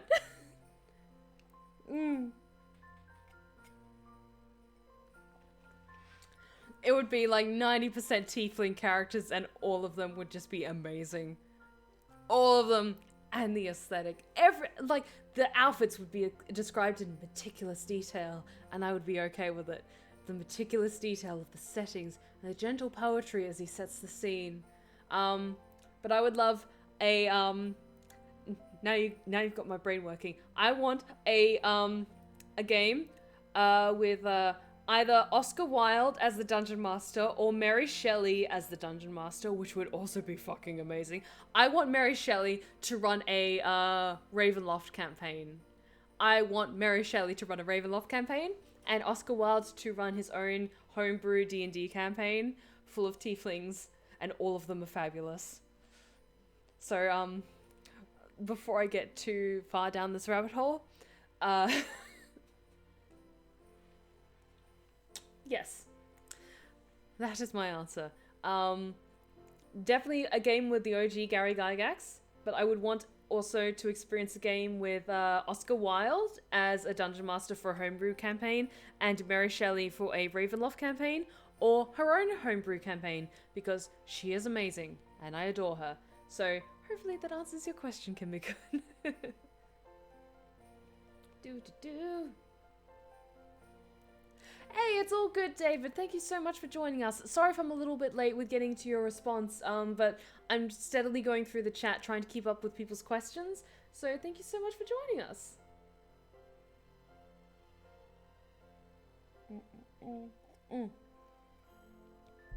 And thank you so much for joining the giveaway, David. I will add your name onto the list, and as you're also a subscriber, I will make sure to give you the bonus tickets as well.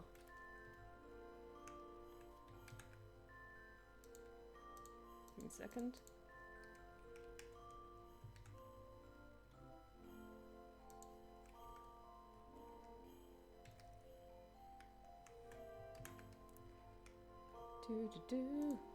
Doing my thing.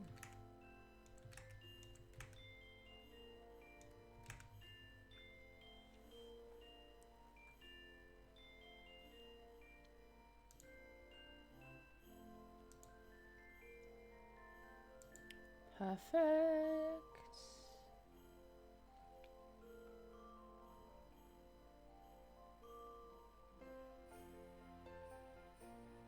Oh my god, R. Smith 73 Oscar Wilde for a Vampire the Masquerade series.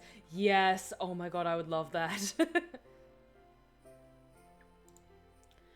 Oh, in answer to your question, The Wolf Warrior, have I heard of the French poet Francois Villon? I'm not familiar with their work. What kind of stuff have they written? What was like the main consistent theme in their particular poetry? Because there's a number of poets that I'm still have to educate myself about. So yes, tell me more about them. Or like, even like send me a DM with some of their works that you recommend. Because if I like what I read, I might even narrate one of their pieces sometime.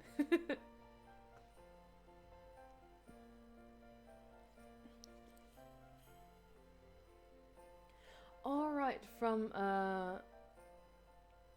Dragon King 4499. Don't know if you know if you're into World of Warcraft too much, but if you know enough about Shadowlands, which covenant would you pick? Ironwald, Bastion, Maldrax, or Revendreth? I'm pretty sure which one you pick, but I'm curious.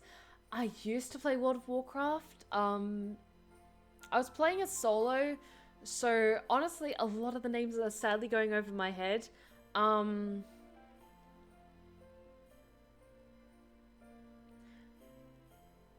I'm just trying to think of who I played the most. I usually stuck with a night elf or a blood elf. Usually a blood elf the most. So yeah, unfortunately Dragon King, a lot of those names are going a little bit over my head. I'm sorry. Feel free to clarify in a bit more detail which one you think would best suit me though.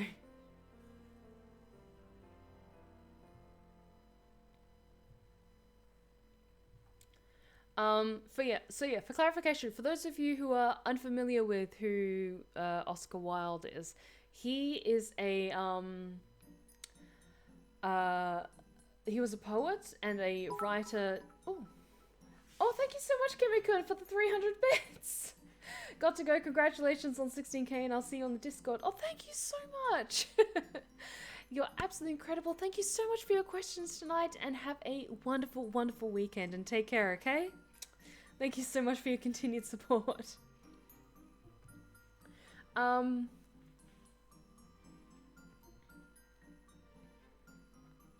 But yes, Oscar Wilde was a poet and writer in the Victorian age in England. He was quite a interesting sort.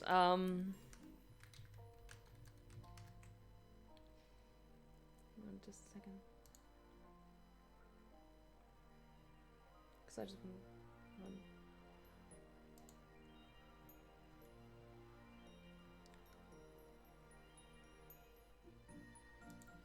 He wrote styles that were much more kind of, there was a level of decadence to them. He wrote The Portrait of Dorian Gray, if you're familiar with that particular story. He was arrested and imprisoned for being gay, so he was very... I'm hesitant to say unapologetic, but he was very open with who he was. And there was a certain decadence to his way of writing. He also wrote the short story The Nightingale and the Rose, which is something that a short story that I've narrated for my YouTube channel. So there's a certain elegance to his writing and aesthetics that I really, really enjoy, which I think is why he would make a great Dungeon Master.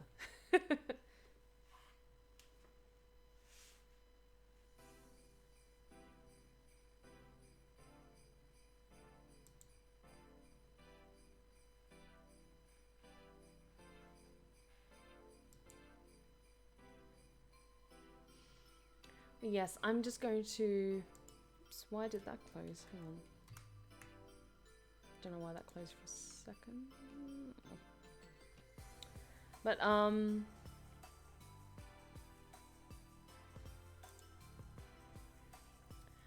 next question is from...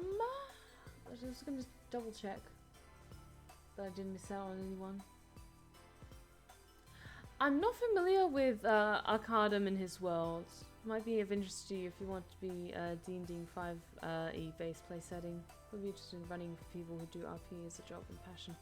Interesting. I'm not familiar with them. Are they a Twitch streamer or they make homebrew sort of stuff? I'll have to check them out. I have to check them out.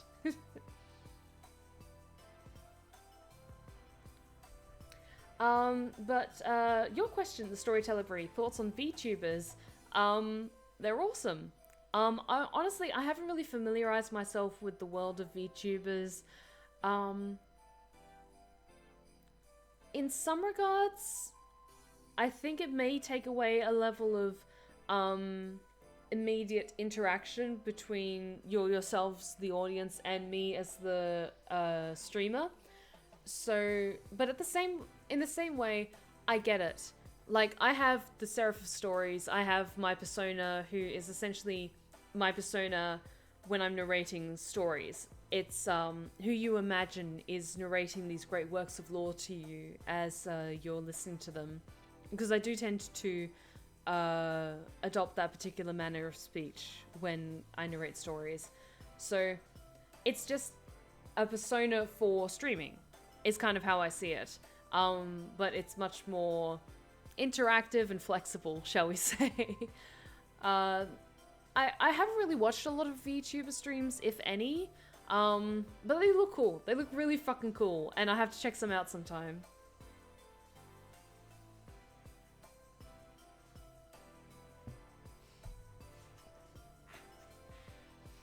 But hopefully that answers your question, Storyteller Brie. As it looks to be drawing close to a close, ask my customary final question. Any sneak peek on what is coming next for the Seraph of Stories and the Blue Rose Respite? That is a very good question. I think for now, me, as Stephanie Tobin, the voice actor, and the mind behind all this, I'm going to enjoy taking a few weeks off in December and mentally... getting some mental breathing space after the year that has been 2020, and then re-energizing myself for the year ahead.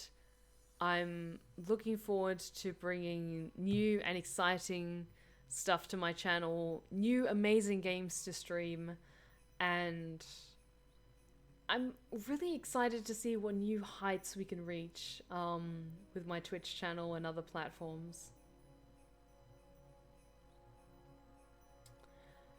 Like, I want to do voice acting and Twitch streaming full-time one day. And every single time we go live and you guys decide to tune in and check out my channel and stick around, even if you're not interacting with the chat, if you're just like lurking and you just want to have this as background stuff, you have no idea how much that means to me in the fact that you're still like taking the time to keep this open so that I can get my numbers up. It really does mean a lot to me. I'm really excited to see how this goes, because especially towards the end of this year, when I had that massive spike in interest on my channel, it was really surprising, and in some ways it still kind of like takes me aback at times. But I know we're only just going to keep going higher and higher. I'm just going to keep working hard. And working hard is what's gotten me through this past year. And I'm looking forward to seeing my friends again. So always trust that I've got amazing stuff in mind for new and interesting stories to tell on my channel. New and amazing games to play. And you guys keep tuning in, so I'm going to keep doing what I'm doing. But thank you so much for your question, Hayden.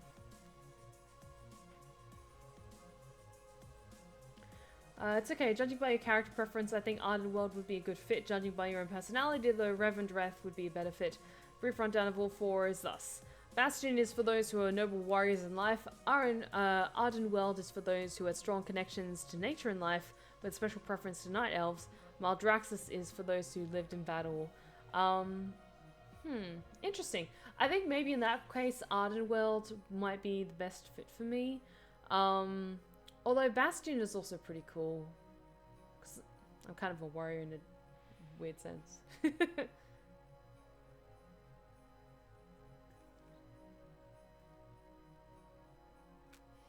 You're always fantastic background for when I'm working on drawing or writing. Favorite part of my Sundays. Oh, thank you so much, Ashley. Oh, that's so awesome to hear. Like, honestly, because I kind of pick up that people, you know, might like listening to my voice on occasion. So I'm just gonna keep talking, keep doing what I'm doing. But it's really, really sweet that you like having me as background stuff. Thank you. Follow up on Archangels, Twitch streamer. He's a Twitch streamer. His world is fully homemade and every campaign takes place in the same world, but they can and will affect each other. Oh, that sounds really cool. I have to check them out now. Thank you so much for recommending them. And Reverend Wrath is for those who sinned horribly in life and must now atone for those crimes and death. Underworld is very foresty aesthetic. Bastion is very angelic and warrior-like. Drax is a barren waste, a very barbaric aesthetic, and Reverend Wrath is very gothic and vampiric. Oh, in that case, I don't know. Reverend Wrath sounds really cool too. Like, for me, I love like angelic, heavenly aesthetics, but at the same time, like, gothic and vampiric is just... That's my shit. That's my shit. Oh, I can't decide. Oh, those sound cool. Okay, I'm gonna answer Wolf Warrior's question and then I'm gonna jump back into some of the YouTube questions that I received. So from the Wolf Warrior. So this might be a bit personal, but I see the LGBT tag in your streams with streams. So preferences? Thank you for your question, Wolf Warrior. It's a tricky question to answer.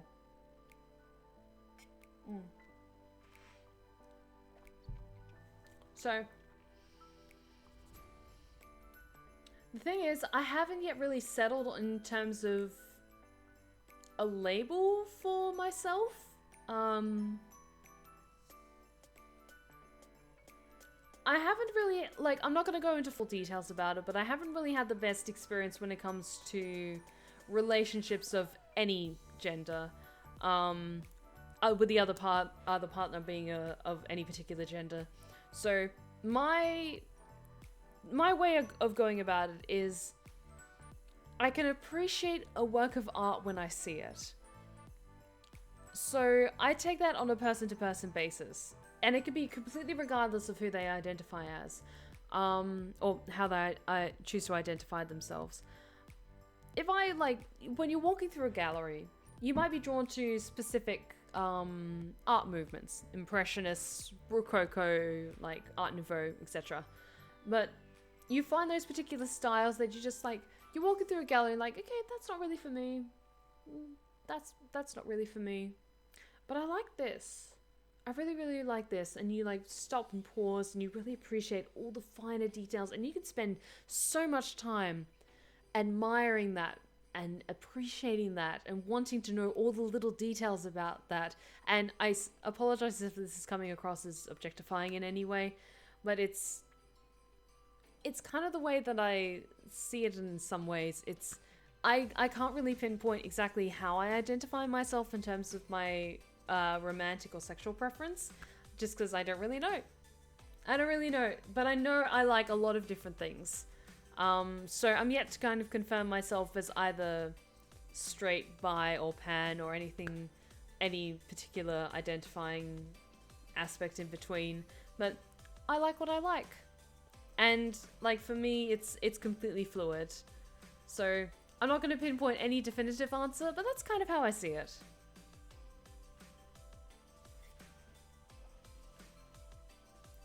And it's one of those things that it just kind of changes and develops over time. So that's why I'm not really comfortable putting any particular label on it. But I am who I am. And I'm happy being who I am. And if I like a person that I see, like, in a bar or a restaurant or a gallery or something, and I come up and talk to them, strike up a conversation, you just see how it goes. So, yep, I don't really like labels, and I haven't really found any kind of particular label that sits well with me that I feel like, okay, this is who I am. So I'm happy just figuring things out as I go. So hopefully that answers your question.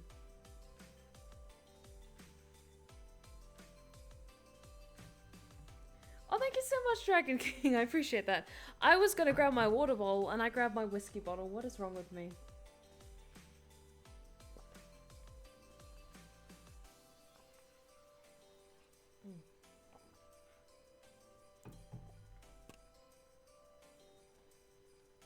And hey, thank you so much for dropping by, Liam. I appreciate it. Make yourself at home.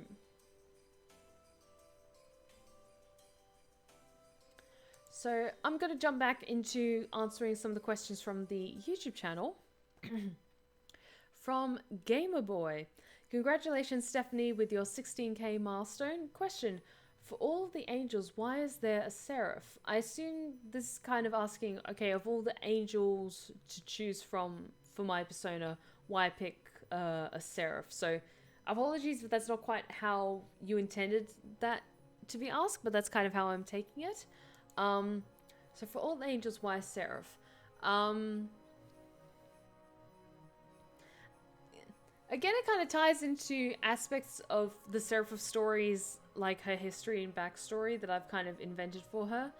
I'm not going to go into the full details yet, but you can imagine the role of a storyteller if you're in the heavenly sphere is an incredible responsibility. So it's kind of tying into the reason that she's a seraph is because of the weight of the responsibility upon her as a storyteller. And the power that stories have is what makes her a seraph. Like, for those of you who don't know, seraphim are the highest level of angel. There's like seraphim, cherubim, principalities, angels, archangels. Like, there's all these different layers. Similar with a thing with like demons, archdemons, etc. Seraphim are the highest levels of angels underneath God themselves. So, also I kind of like because in case you couldn't tell, I love words. I love the sound of words. I love the taste of words. I love the way that words sound when a beautiful poetic phrase is all like strung together like a string of pearls.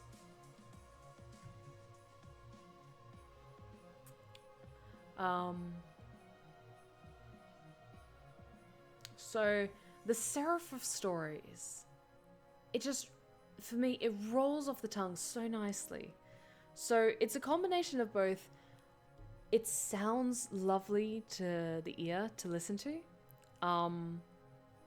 And it makes sense with like the weight of the responsibility of being a storyteller in a heavenly sphere. Like, she's no longer quite of a heavenly sphere anymore, but it's still as a storyteller, you have a responsibility in a lot of ways to kind of tell a story to its fullest capacity. and make it feel like it is a real breathing, living world that you're a part of.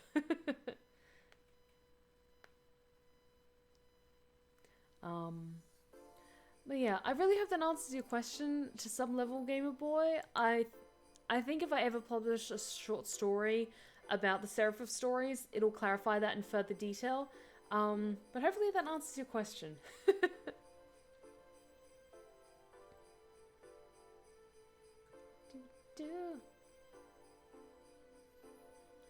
Oh, Samuel, it's all good. The thing is, like, keeping things fluid and flexible, it's all about exploring your own identity and finding what you like and what you feel comfortable with. So, like, honestly, it's one of those things that take as long as you need to discover that about yourself.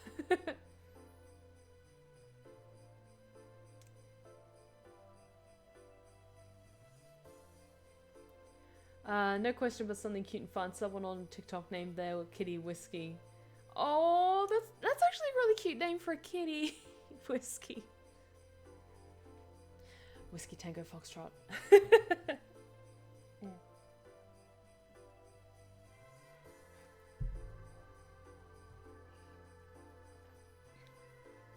That's really cute. That's really cute. What I'm going to do is I'm going to answer the last of the questions on YouTube, and then if you guys currently in the chat have any last questions that you want to ask me before we wrap up tonight's stream, feel free to ask them now, and then I'll steadily get to them and answer them as I go, if that's okay. But the next question I have is from DM. How do you seek motivation in these dark times? Thank you so much for your question, DM. How do I seek motivation in these dark times?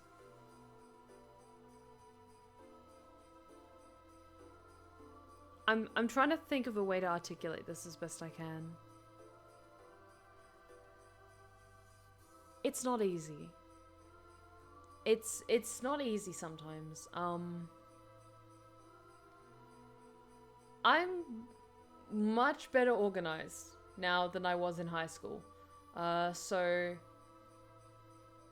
when I'm in, I know, because the thing is, I know from my own experience, if I'm in a really low point mentally, I know I can only focus attention on taking care of myself, and I can't make content, and I can't focus enough to make content to the quality that you guys deserve. So I always try to make stuff well in advance. Like, I've got videos queued up for the next, like, 2-3 weeks. Because in case, like, I have a mental slip, then I know, okay, I can take time off to take care of myself and then get back on the horse. But that's stuff that's come from years and years of trying to figure this shit out. But staying motivated during these dark times. I'm someone who is immensely privileged in a lot of ways. And I am trying my best to never take any of that for granted. I'm able to keep a full-time job during this past year, which I know has been something that a lot of people haven't been able to do. So the fact that I've been able to stay employed full-time, comfortably work from home, keep making content, and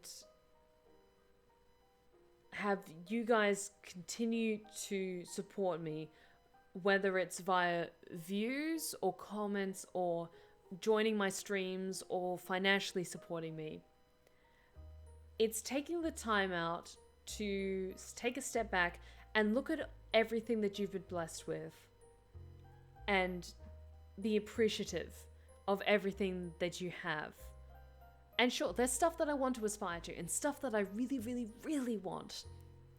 But I always try and ground myself and take the time to look at what I have and be happy with what I currently have. And yeah, sure, there's great, amazing things I want on the horizon, but I'm so truly thankful of everything that I have now that it inspires me to get out of bed in the morning, have a shower, brush my teeth, have breakfast, sit down, do my work, and then keep working hard because I know I've got those goals in mind of what I want to achieve, what I want to aspire to. And I know consistency is a big part of that. Honestly, as a content creator, consistency is one of the best things you can possibly do. Especially on platforms like Twitch and YouTube. If you want to be a successful content creator, consistency is one of the best things you can possibly do. Having a regular schedule and a regular routine, it takes a lot of time to get into that. So a lot of it is figuring out how to work it, those bursts of time that you have between your day job, your other responsibilities. The thing is, I'm incredibly lucky in that I live on my own. I'm able to support myself. And so I do have time in the evenings to record and stream and write and edit and all these other things. So taking all that stuff for granted is something I really try not to do.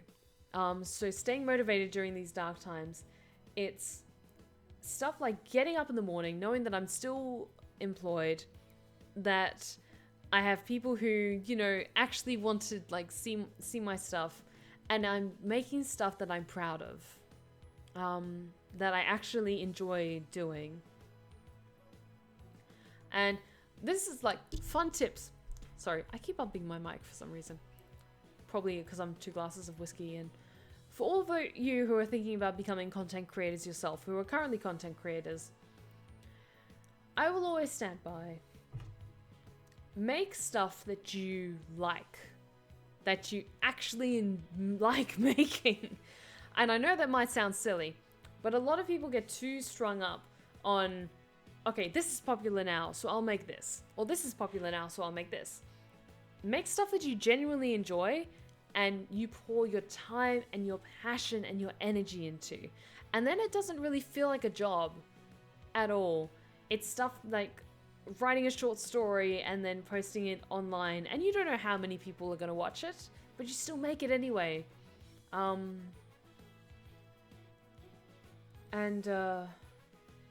So stuff like for example, the disappearance of Dr. Sharp. I knew from the second I wrote the first chapter, it was not going to get anywhere near as many like views, or the YouTube algorithm was not going to be kind to it in any way, because it's kind of an obscure thing. But I still made it.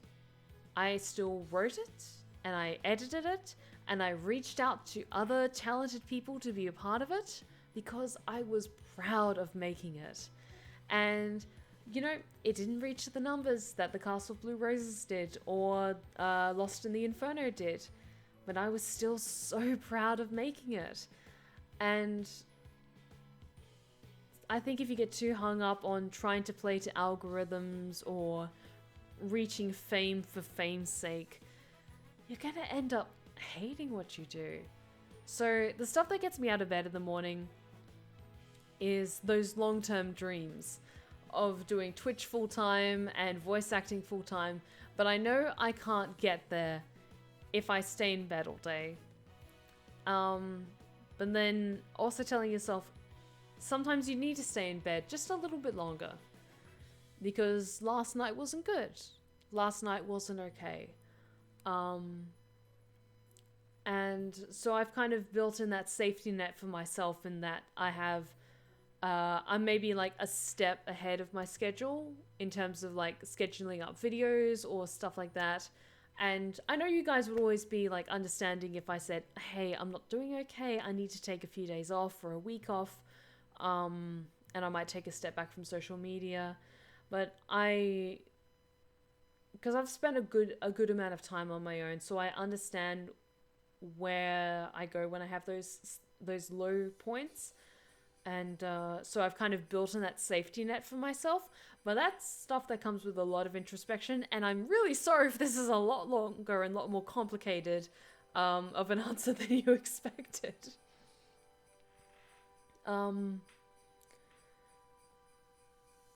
But what gets me out of bed in the morning is because I want to fulfill the dreams that I have. And I know the steps that I need to take in order to get there. And that's come from a lot of time and introspection and figuring out all those little steps along the way. Like, okay, I want to do voice acting and Twitch streaming full time. So to get there, I need to do this, and I need to do this, and I need to do this. So I can keep those like little bits in mind in order to get to where I want to go. But also understanding that you're also only human. And some days you just can't make stuff. And that's okay. Sometimes, like, I can't remember if it was on Tumblr or Twitter, but I saw this posted randomly.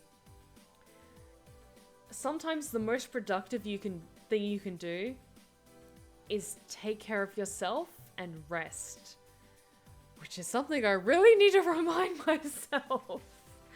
Because it's something that a lot of people, especially nowadays when we are so stuck in this mindset that we have to be... God, I keep hitting my mic. I'm so sorry about that, guys. When we get stuck in this mentality of we have to keep making content, we have to keep being productive, we have to keep making stuff, even in our leisure time, we can find a way to monetize all of our hobbies or find ways of making money off of every last thing that we do, because that's the world we live in now. Taking just that time to rest is so important. So yeah. I'm really sorry, DM, if this is a little bit longer than of an answer than you expected. But how I stay motivated in these dark times is I count my blessings. I am appreciative of every last thing that I currently have.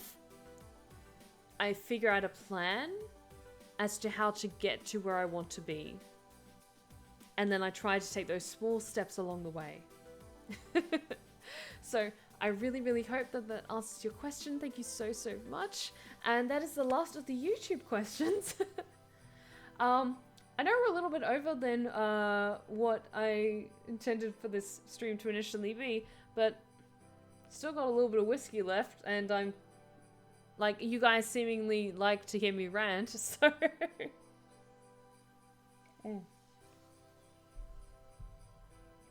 Oh, thank you so much for it. I can't wait to see your package in the mail. I'm sure it's going to be absolutely amazing. Thank you so much. So yes, I'm sorry if I was ranting a little bit. I find just if I have like a little bit of a drink, it helps me relax and kind of allow these answers to come out a little bit more fluidly. Good question, Hayden.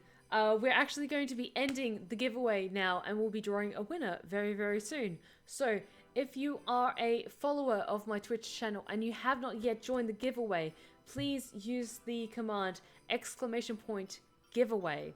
In order to join, Twitch subs will get 5 extra tickets to be in the running to win a copy, a Steam key of Monster Camp. So be sure to do that.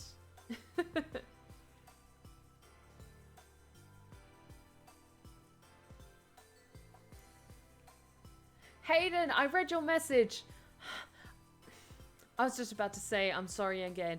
I'm just aware that sometimes I loop back when I'm talking. Like I'll start saying something, and then I'll kind of loop back and reiterate my point, and then I'll move forward a little bit, and then I'll loop back and reiterate my point.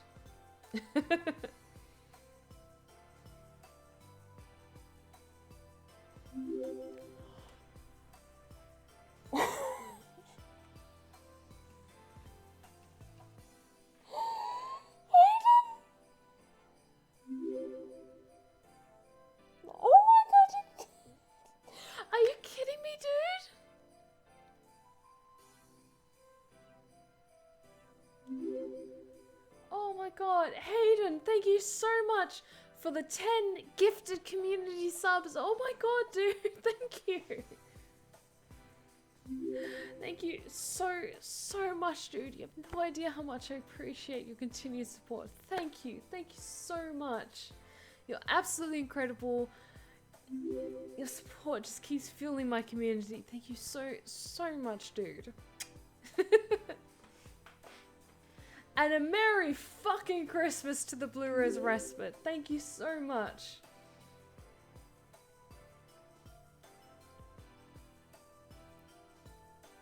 Dragon King, with all due respect, I'm not going to answer that particular question if that's okay. That's just something I would prefer to keep private.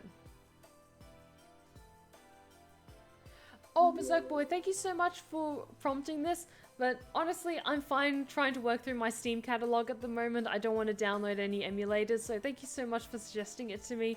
I'll see if I can check it out with if I can, but not at the moment. Thank you. But holy shit, dude, thank you. Hayden, you're an absolute mad lad. I was gonna pick up my whiskey bottle again, god damn it.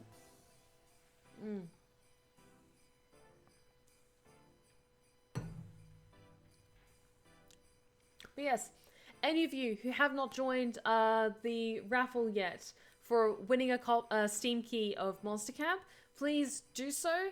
And then I'll add you onto the tombola, and I'll be drawing the winner very, very soon. And thank you so much for the stretch check, Hayden. Oh.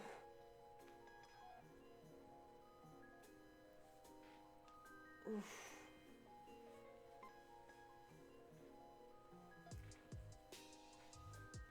Oh, thank you so much for the suggestion, bowl of ham. I'll have to check them out.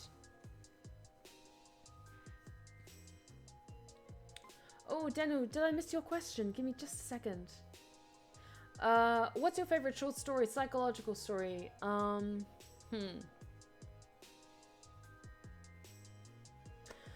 That's a really good question. What's my favorite short story, or like particularly psychological?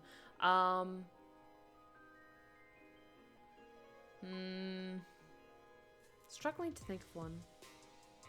Because I usually read more fantasy stuff, but the first psychological short story that kind of stuck with me is The Yellow Wallpaper. I can't quite remember the name of the author. Excuse me. The Yellow Wallpaper comes to mind. Yeah, I probably have to go with that one. I'm gonna start drinking more water.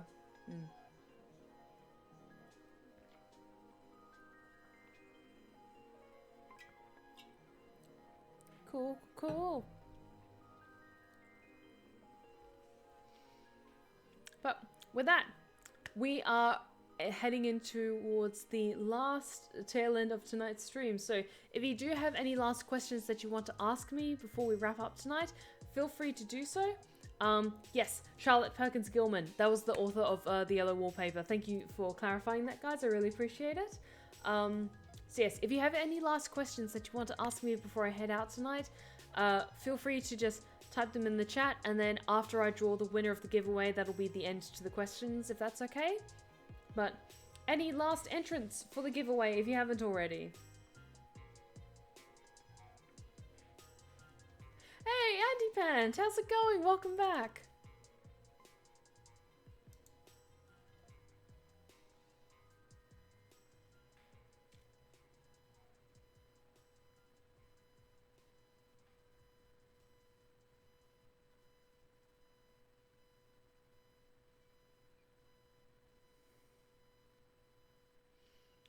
Okay, it's looking like everyone who wanted to enter the raffle has done so.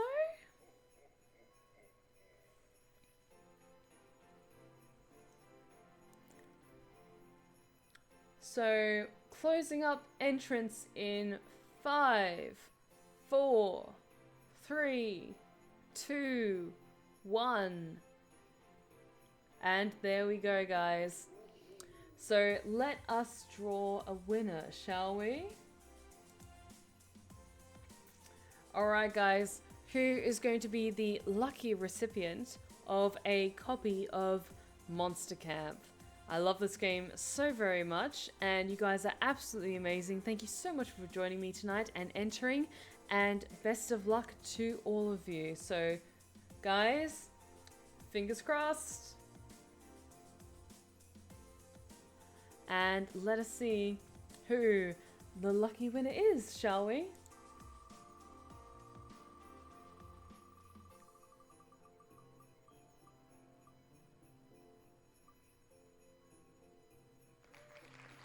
Zangshlu Carmina is our lucky winner. Congratulations, Zangshlu Carmina. Thank you so very much for entering. I will get that key to you right away. Oh, you guys are amazing.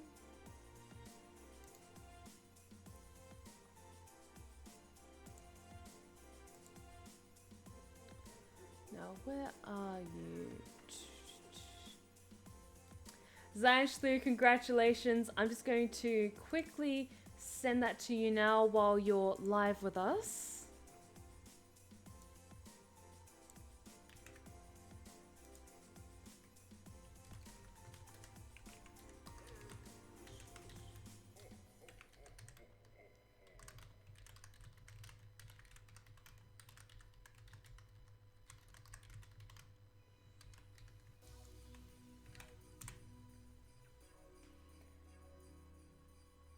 I'm not sure if you're able to check that that's right. That should be fine for you.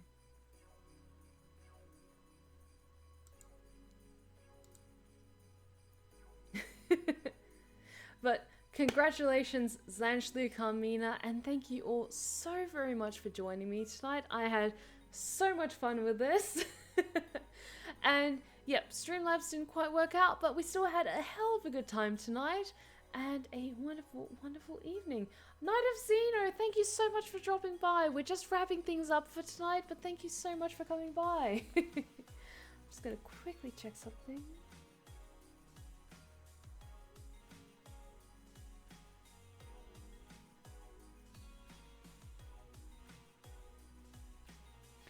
But thank you all so very much for joining me this evening.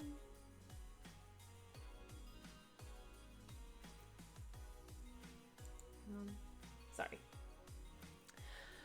Thank you all so very much for joining me tonight, and for all of you watching on the VOD, thank you so much for submitting your questions. I had a lot of fun with them, and thank you so very much for my amazing chat for joining me live. I cannot wait to do another one of these on our next amazing milestone. I believe it's probably going to be either 17.5, like roughly 17.5 to 18,000 subs, or even 20,000 subs, which will be absolutely incredible. But thank you so very much for joining me this evening. I had so much fun with this, and thank you so much for joining me and asking such incredible questions. I had a lot of fun with this, and I hope you all did as well. If you've been lurking in the shadows and you like what you've seen so far, please consider hitting that follow button. We would love to have you back at the Blue Rose Respite. You are more than welcome here anytime. And be sure to check out my other socials, especially my Twitter and my YouTube. I post videos every Saturday evening. And I now have a merch store, so you can check that out over on redbubble.com/user/Steph Swan Quills. There's a link in the about page about me, so be sure to check that out if you want to get any of the Blue Rose Respite merch. I am planning on some cool and fun new designs in 2021, so in regards to new merch designs, so that's definitely something you can look forward to. So thank you so very much for joining me this evening. Actually, thank you, Daniel, for asking that. I am taking this month off on Patreon, so there will not be a live narration this month, but thank you so much for asking. I will be streaming this coming Sunday for another chapter of Spiritfarer, but thank you for asking me that, and just so I can clarify that with everyone else. But I will be streaming this Sunday for another bit of Spiritfarer, but thank you so much for joining me tonight, guys. I had so much fun with this, and especially at this time of year, this gloriously festive time of year, regardless of what holiday you choose to celebrate. take these words to heart, most assuredly. Take care of yourselves, take care of each other, and, as always, stay wicked and wonderful. Good night, guys.